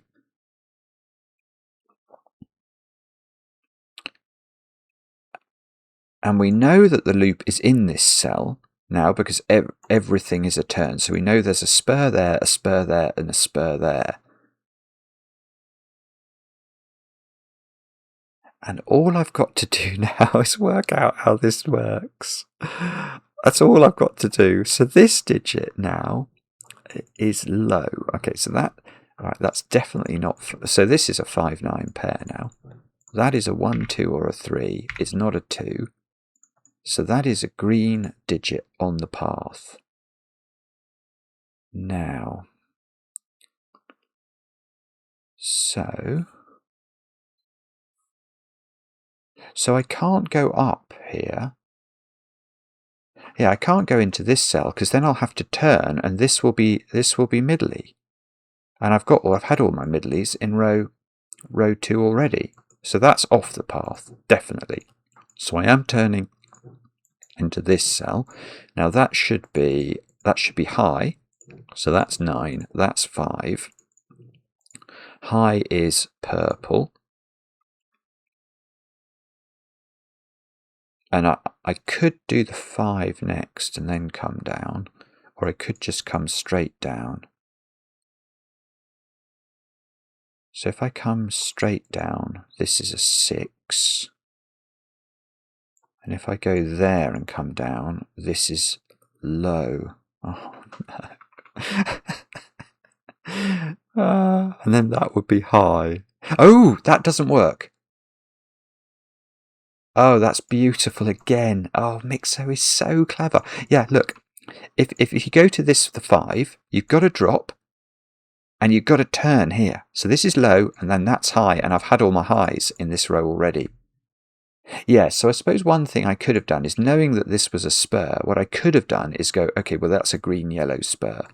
That must be true, which means one of these is a 6. Maybe this is the way to do it.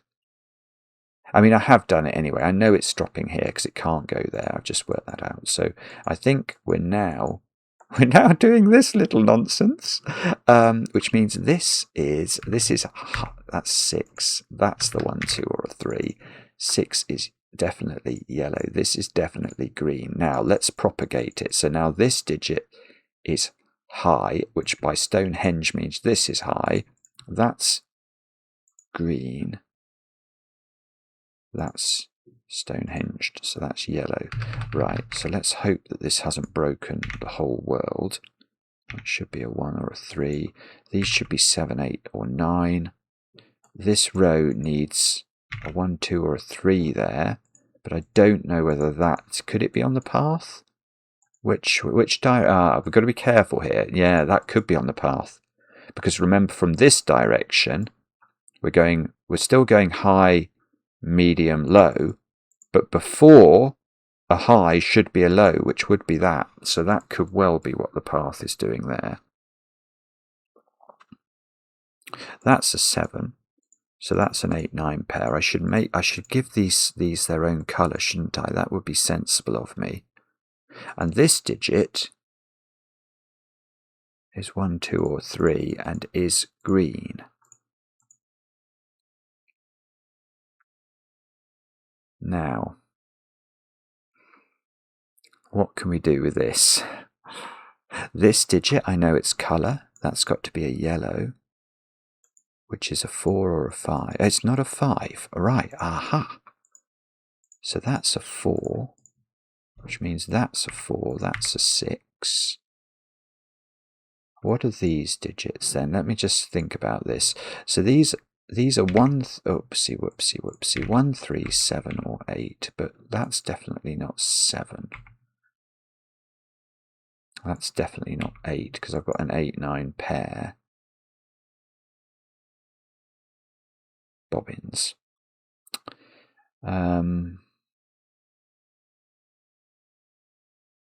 That's a 4, so this is a 5, that's a 4, that's a 4. So 6 is in one of these two cells. And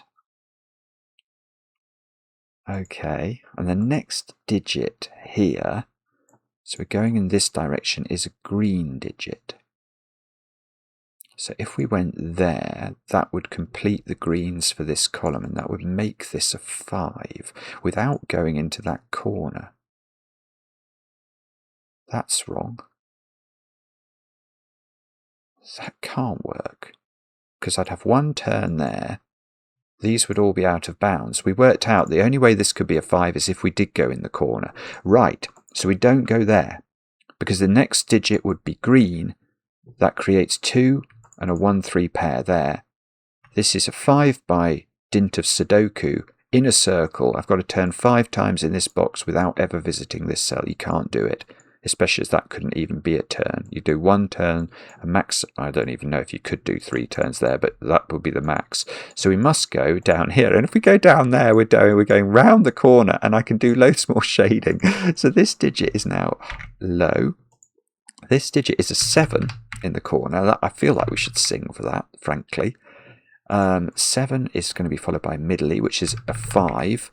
I mean, the fact that this is working is so cool. That can't be 6 anymore, so that's got to be the 6. This has got to be a low digit on the... That's all my lows for this column. So these are both low. This is a 5, so that's not a 5 anymore. This is a pinkle. These are both middly. This is a green. So this is an 8. It's an 8-9 pair. I know the order. 9, 8. Both of those are purple. This digit, what is it? It's not a 1 or a 3. It's not low actually. It's a 7. It's just forced. And this is a 1-3 pair, so that's an 8. So both of these are purple. And and I can nearly count this box's stuff, can't I? The only way that this can be on the loop, it can't be on the loop. It can't be on the loop for the most... I've broken it. Oh no, I haven't. Oh, hang on, I have. No, I have broken it, I think.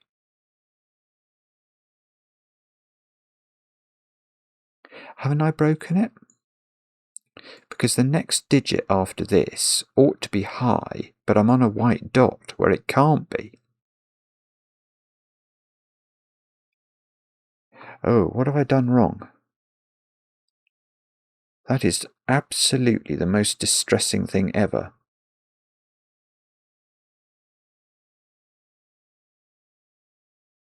Wow. Have I got my shading wrong somewhere? Well, I must have done. Or I've got something wrong. Whoa. Oh, I knew it was going too well. It felt like so smooth, didn't it?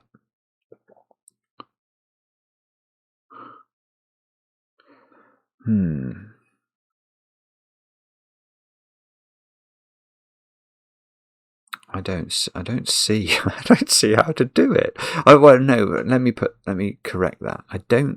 I can't immediately see where I've made an error. And that's an absolutely terrifying thought, because that means it could be anywhere.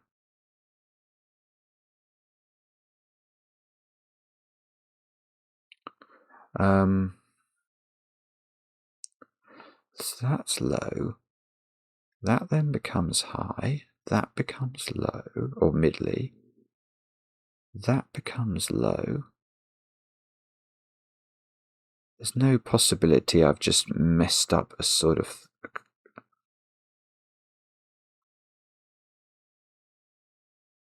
You see, if there's some reason...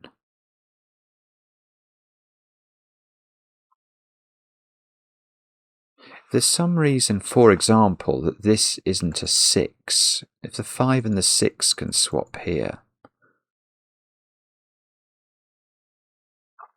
then that would allow the 5 and the 6 to... Well, it would allow this to be 6. But then that... I don't know whether this would work, but it might allow this to be low. Sorry, middly. And then that might allow that to be high.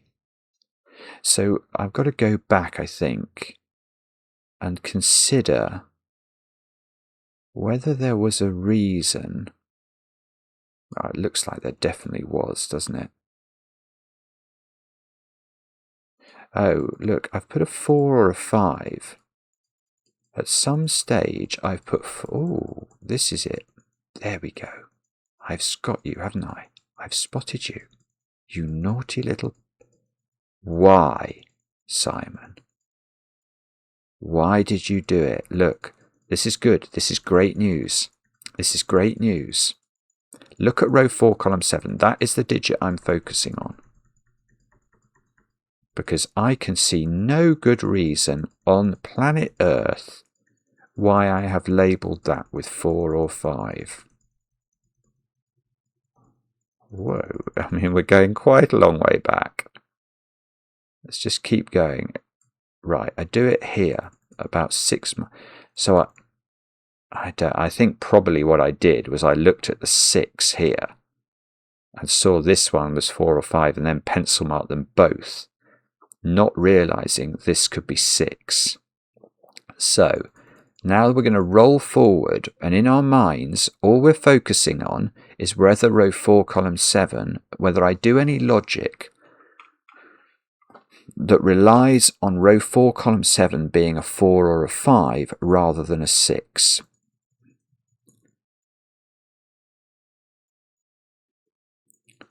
Now, this is it. This is going to be very... I really hope I haven't... Okay, I'm not doing anything with it yet. I did some thinking down here that was totally unrelated to this point, which is a very, very narrow pencil marking point. I put a 6 into those two. That's Sudoku in box 5. That's not related to this. I do some thinking around this. I conclude that would be yellow. Well, that's fine. Yellow there is fine. That doesn't change as a result of this having the possibility of being a 6. I do the thinking down there. That's totally unrelated.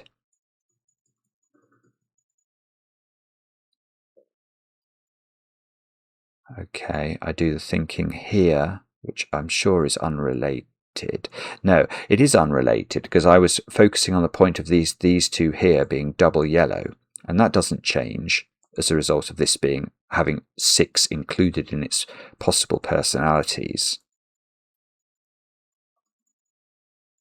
There was a point I noticed where I put a 6 pencil mark into row 4, column 8 and 9, and that's where we might need to think harder. There. So that is bogus, because I think the 6 could have been here as well. So we now need to consider when we use that. And we're going to use it in a moment. I'm going to write 6 in there. And that doesn't have an immediate effect. Because this, remember, at this point, this could be 4 or 5 as well, because this could be 6. But I think we do some shading.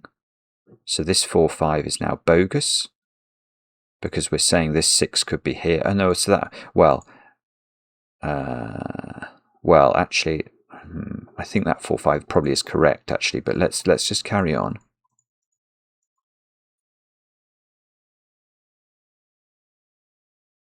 Okay, that's unrelated to that 6. That's unrelated to that 6.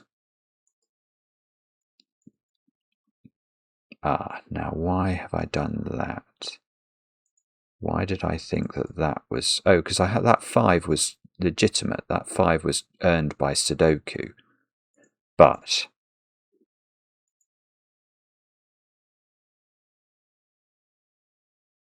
yeah, that 4 is legitimate, actually. Because that 4 is seeing this 5 and this 6, which are unrelated to anything we've done in these 3 cells. So that's legitimate. 1, 3, 7, 8. That is certainly not legitimate. So this might be why when we have to stop, I think. But the delight about this, and it is a delight to me at least, is that I think all of the logic that we've done, other than some little snippy Sudoku here, has been correct. And what we're going to do is we're going to delete this 6. We're going to put 4, 5, 6 here. We're going to put 4, 5, 6 here. And we're going to get rid of 6 from there. So it's not quite as good, is it? But I still think we're in quite reasonable shape. And I might still be able to recapitulate the logic we did if this turned into a 1, 2, or 3. That would still make this a 5, and it would still be impossible. So I still believe we go down here just as we did before. We know this is 1, 2, or 3. That is actually 7. This is, see, it's going to get more hairy now because we don't know. I don't get this digit anymore. I do get a 1, 2, or a 3 there.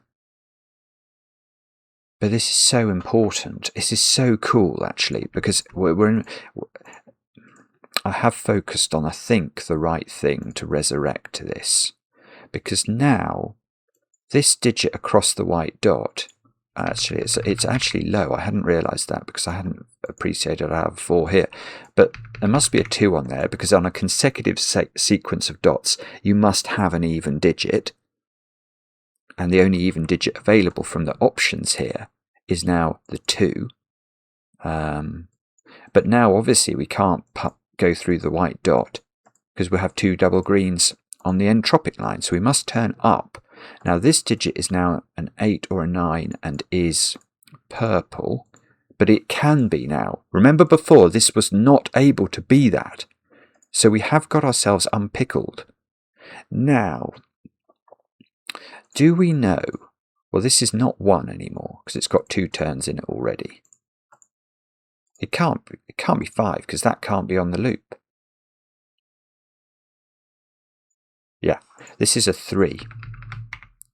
That's the only remotely good possibility. Yeah, this is good. In this column, look, that's now green. We might have had that before. This is not 3. So that is a 1, actually. That is now 7 or 8 and it's pinkle. That's an 8. That's an 8. That's a 7. Right. Now, come on. So this is a 9 down here. Oh, I'm so relieved. Now,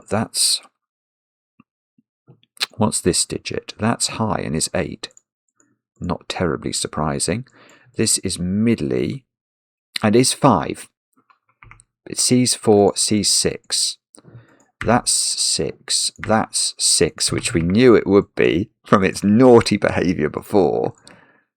Now, I've got all the yellows in this row. But I could go up here, couldn't I? I've still got to do a lot of... but if I did that, that would also work from a Stonehenge perspective. Okay, but that's a 3, so this is not a 3. And this is not a 3, so this is a 1-5 pair.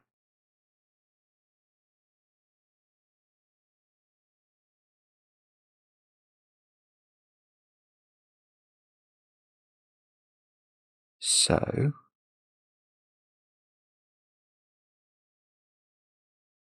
what does that mean?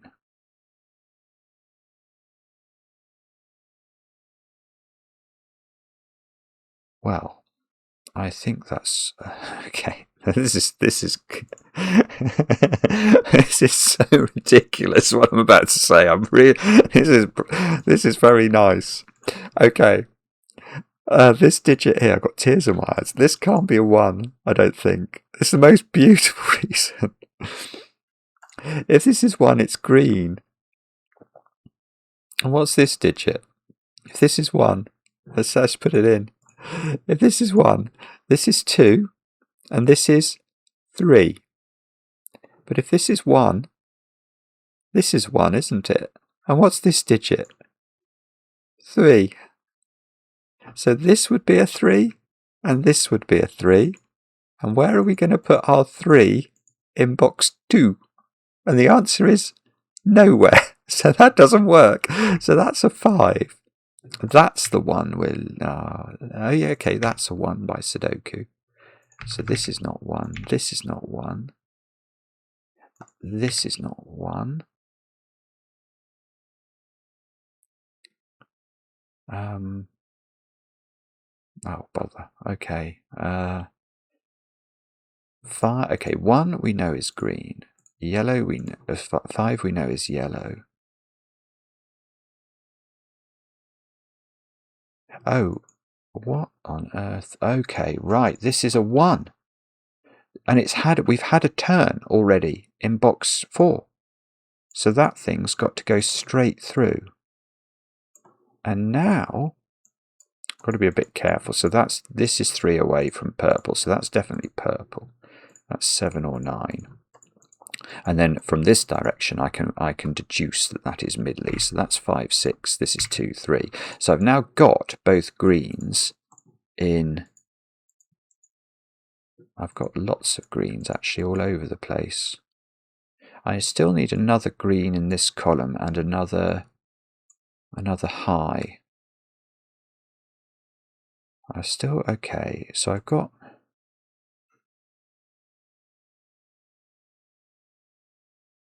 Oh, this is another. It's just gorgeous selection. Every time Myxo selects one of these sparse white dots. Look at this one now. This simply can't be green. Because if it was green, it wouldn't be 3. It would be a 1 or a 2 consecutive with this one, which makes this another green. And we'd have 2 greens there and 2 greens at the end of row 8. That's 4 greens in a row. We can't do it. So that's green. This is now whatever that. So this is 7 or 8. And it is a high digit. And that's on the white dot.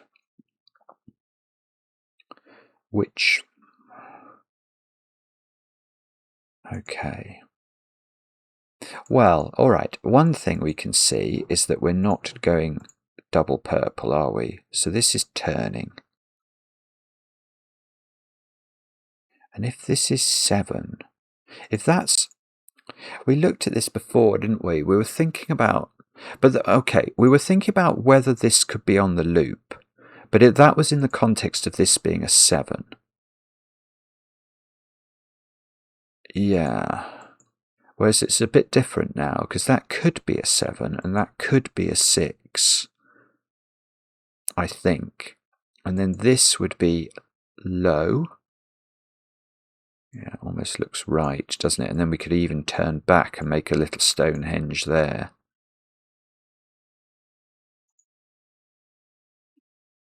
Yeah, we could even go up like that, couldn't we?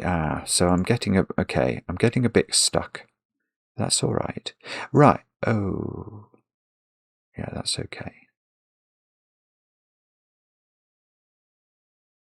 So I've still got quite a challenge to perform here, because I've got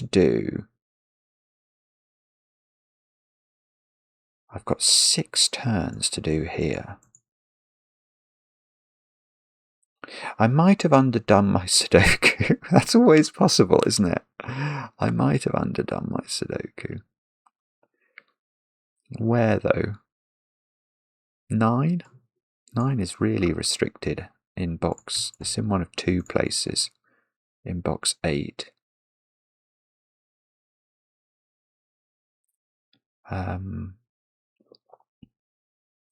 Okay.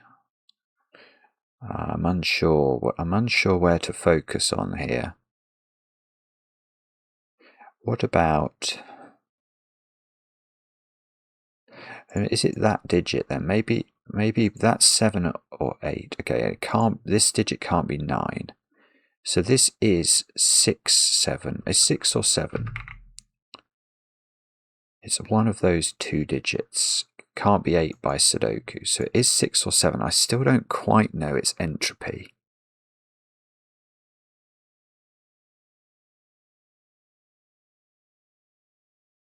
I don't think I do anyway. Now, okay, I've got 2 low digits here. They have to find a home in this box. So they have to be, one of them's there, the other one must be here. This must be low. That's all 3 lows in this column.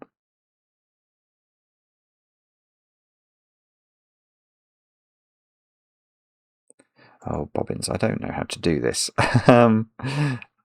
Let me... Is there something obvious here? Is it going to be...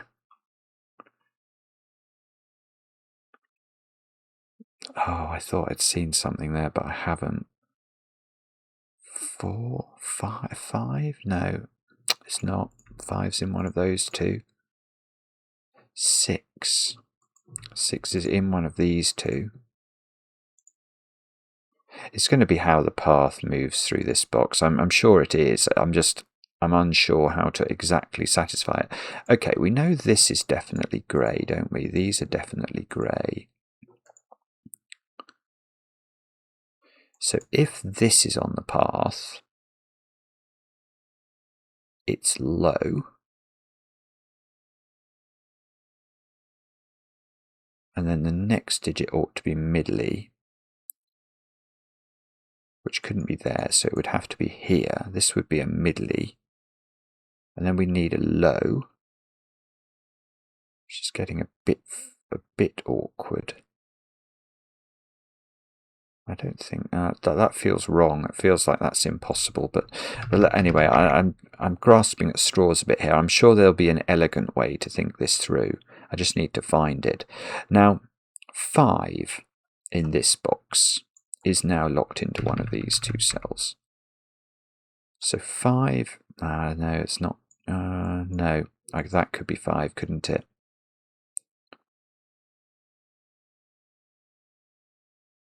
6 is in one of these. That could be 7. There is definitely an 8 in this domino. In case that's helpful. Or maybe a better way to do it would be to consider, how does this work? we know we must go into a middly next, which is either this cell, which would be followed by a low here. Now, can that be low? I think it can. Or we go middly here, which would be a 5 actually. It would be forced to be a 5. And then we'd need a low, but we could get the low just by stonehenging it here. We do have to do a lot of turning in this box, don't we?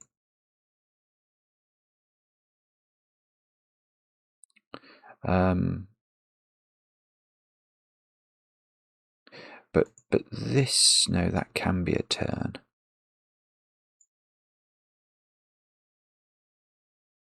I'm not sure.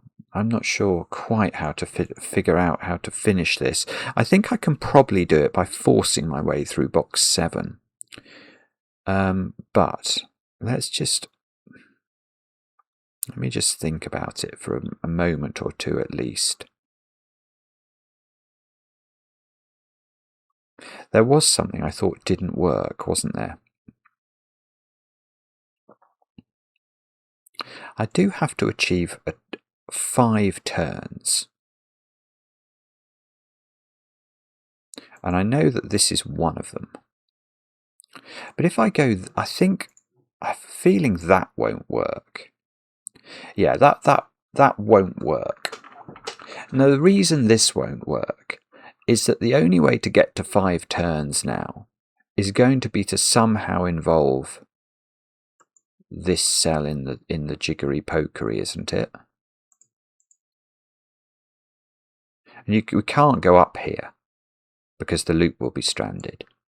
So this is off bound. This is out of bounds. This is out of bounds. Obviously, the grey cell itself is out of bounds.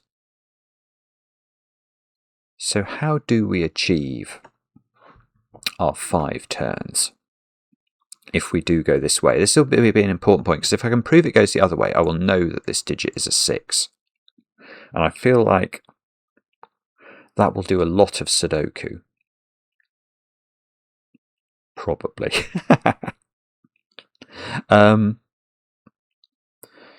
Now,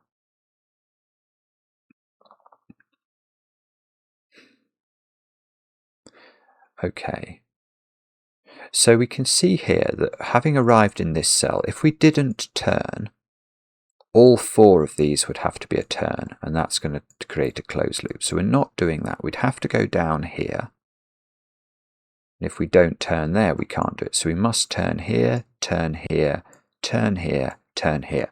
So that is the only way that it will work if we do turn right in this cell. Now, here's the question. Is that okay or not?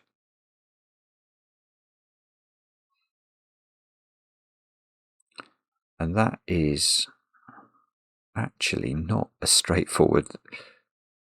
It's not straightforward to answer that. I think that might work. Oh no, that's terrible. That's not the answer I was looking for. Have I got 5 turns? 1, 2, 3, 4, 5. Yes, I have. Why is my phone buzzing? How long have I been going at this? I've totally lost track of time. 2 hours. Okay. Well, I mean, that's not surprising. It's quite a difficult puzzle.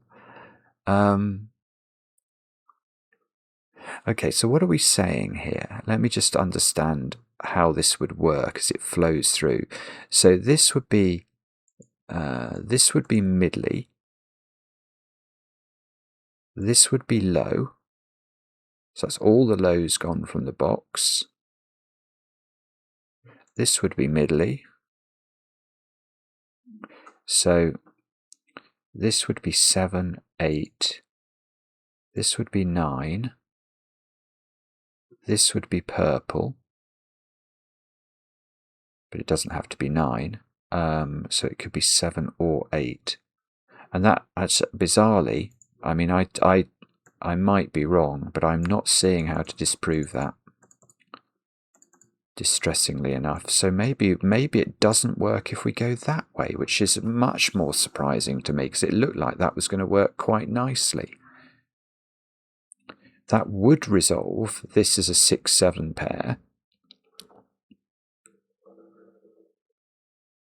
And then I would need a low.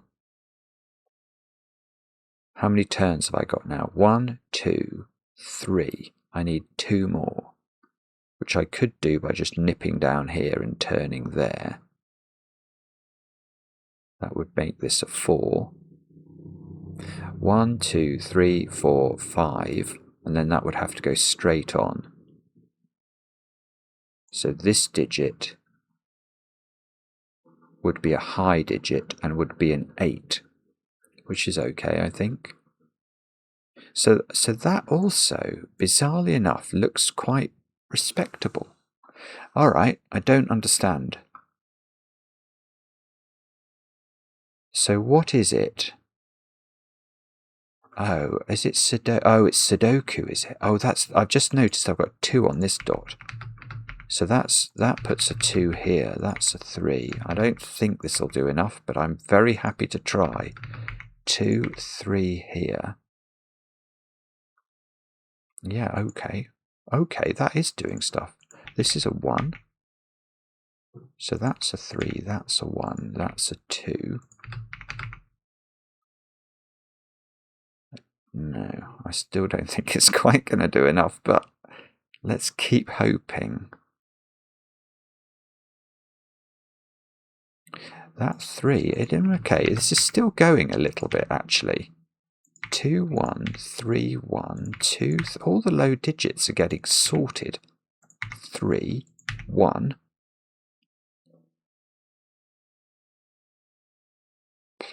Well, okay.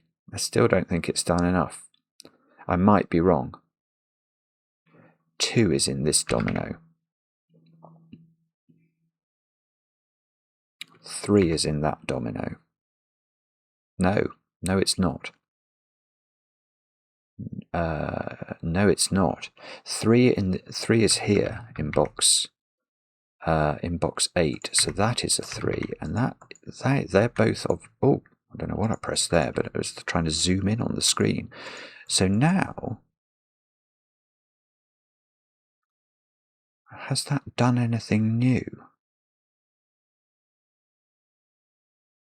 I haven't got a clue, actually.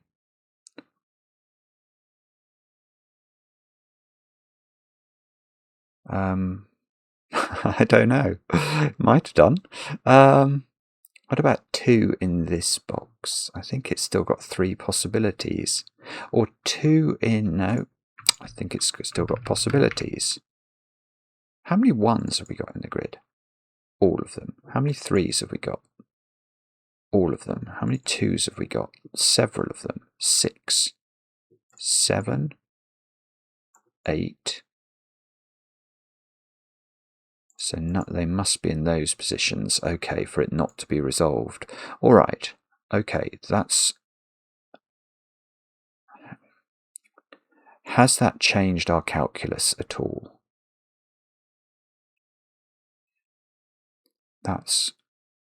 It might have done, but I'm not immediately sure. That digit is middly now. See 7, 8, and 9, and 1, 2, and 3. So that's yellow, and is 4 or 6, apparently. Now that digit, on the other hand,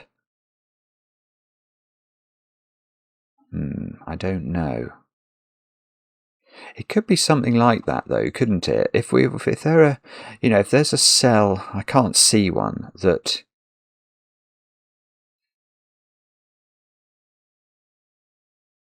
sees enough other digits, we might be able to colour it, and that might then affect how we can move these lines through the various boxes. Possibly. Let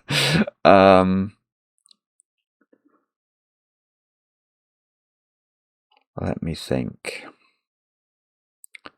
And do forgive me. I mean, I'll blame tiredness. I'll blame tiredness on not being able to just immediately zip through the last stages of this puzzle, which might not be the last stages, might it? Which is a sobering thought. Actually, here's a thought. No, that's okay, because we could go down to the 1. If this is on the path, it's got to be the green 2, doesn't it? That's the only option available for that cell then.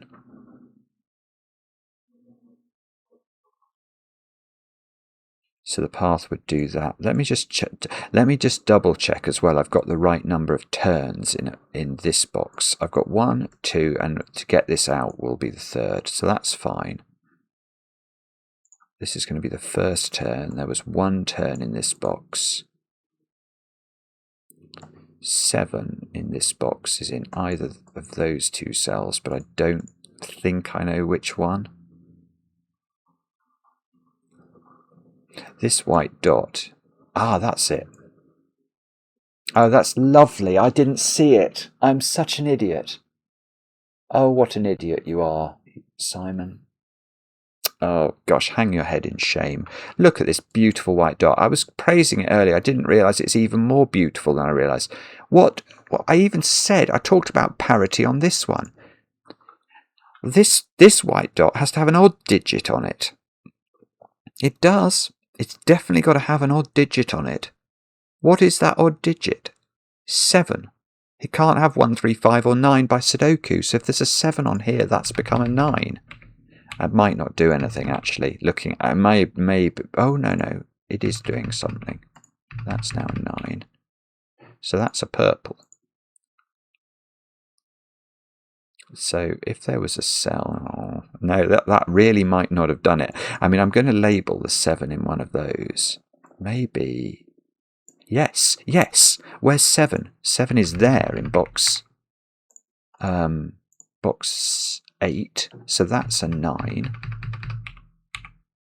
So this is 8. This is 7. That's 8. That's 7. And that's it. That's so important, because now I can colour that and we can see you can't go across this dot. They're both the same colour, so we can't go that way at all. We have to go this way, which means that this digit is low, and it is therefore 2. And now we're looking for a middly, which must be this digit, which makes me think it's, I don't know actually, it's yellow, it's 4 or 6. And then we're looking for a high digit, but we've got to make sure that we turn enough in this box. So if we were to go out, we couldn't. So we must go there, we must go down, we must go there. We've got 1, 2, 3, 4, 5 turns. We therefore go there. So this digit is middly again by Stonehenge logic. And now that is the 4. So that's the 6, which means that's 6, that's 5, that's 6, that's 4. Please. Let's get a 6 here, which is a yellow. This digit's an 8, just to finish the row off, which means that seems to be 8. 8, 9 can go in there. That's now a 9. That's now a 5, which does these digits. Come on. Right, what's that digit? 7. Okay, and I've not put 2 and 5. Oh, I've not put 2 and 5 into those cells. What about this column then? That's a 4. And there's no doubt this is a 2-5 pair. And the way this is going to get resolved is by the path. Of course it is. So let's think about that. That's definitely high. That's definitely high. That's, don't know. That's definitely middly. I don't want to leave things unshaded. Everyone will get cross with me if I manage to do that, which I probably will manage. Now, okay, so well, the 8 must go up, mustn't it? We've got to get 6 turns, by the way, into this box. So we must turn immediately. Can't go into the 3. We'll get banjaxed there. We couldn't get out. So the 8, we're working backwards now, aren't we? So this is now a 2, unwinding the Sudoku. So the Sudoku is now finished, but the path isn't. So the path we need to spend some time in the company of. We need a high, so we're going to have to go down to the 9, then the 1. Now we need a middly, and now we need a high. Oh, hang on. Yes, if we go up to the 7 and across there, we've got 2 yellows within 2 of each other, so we must go there. And that must be how it works. It must be. That is one of the most brilliant, brilliant puzzles I have ever seen in my life. What an idea. There's so many things you have to do to solve that puzzle. You've got to do mad things. Is it right? No! I've messed up the Sudoku somehow.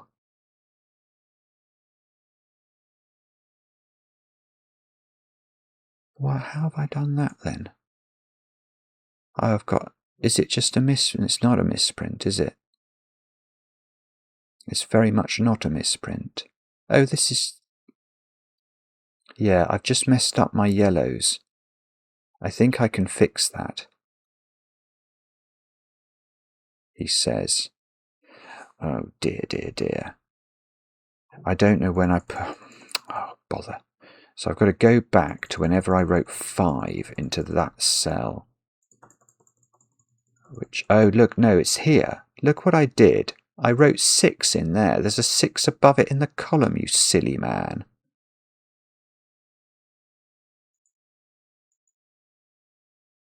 But I think we'd broken the back of it by this point, hadn't we?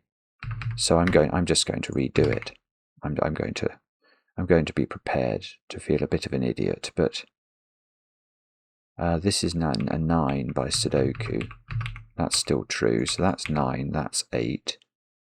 This is a 4-6 pair, both of which are yellow. Now, okay, just take your time. You know that this digit is high, and it's an 8. You know it must therefore turn. You know this should be a low, and therefore it has to be a 2. So that's a 2, that's a 6, 6, 4, 4, 5, 5, 5 here. Ooh, okay, 4 there. That's different to what we had before. That's a 7. And in the middle of the grid, we've got an 8. And in this cell has now become a 4. Now, okay. Okay. Let's check that this is the correct version of the Sudoku. I'm not going to get any prizes today for accuracy, am I, in my solve? But okay, let's double check. So we now must turn. We're looking for a high digit, so we've got to turn. We're looking for a low digit, we have to turn. We're looking for a middly digit, we have to turn. We're looking for a high digit, we can't go up because we'd have 2 5s consecutively. So I think that's still logical. And I think now switching, I've done it again. No, that's just a misprint here. This is a 2. Sorry. That's a 5, isn't it, there? And that will fix it.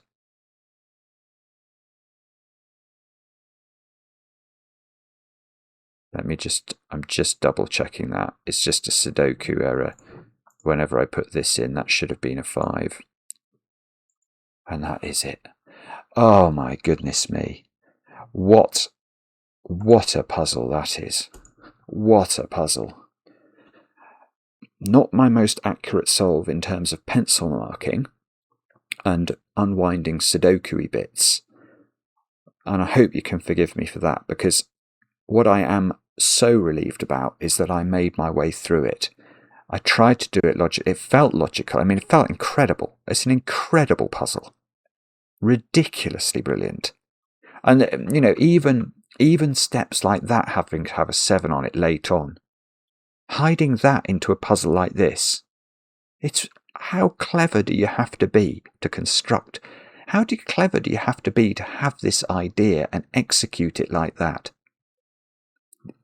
You just hope that somebody like Myxo works in medicine or something and is just solving everything. Just a genius mind. Absolute genius. Myxo, take a bow. That is one of the best Sudokus I've ever done in my life. And I'm sorry it's quite a long video tonight. Maybe it'll be wrapped around tomorrow. I don't know how hard that is, but we'll see. Anyway, thank you very much for watching. We'll be back later with another edition of Cracking the Cryptic.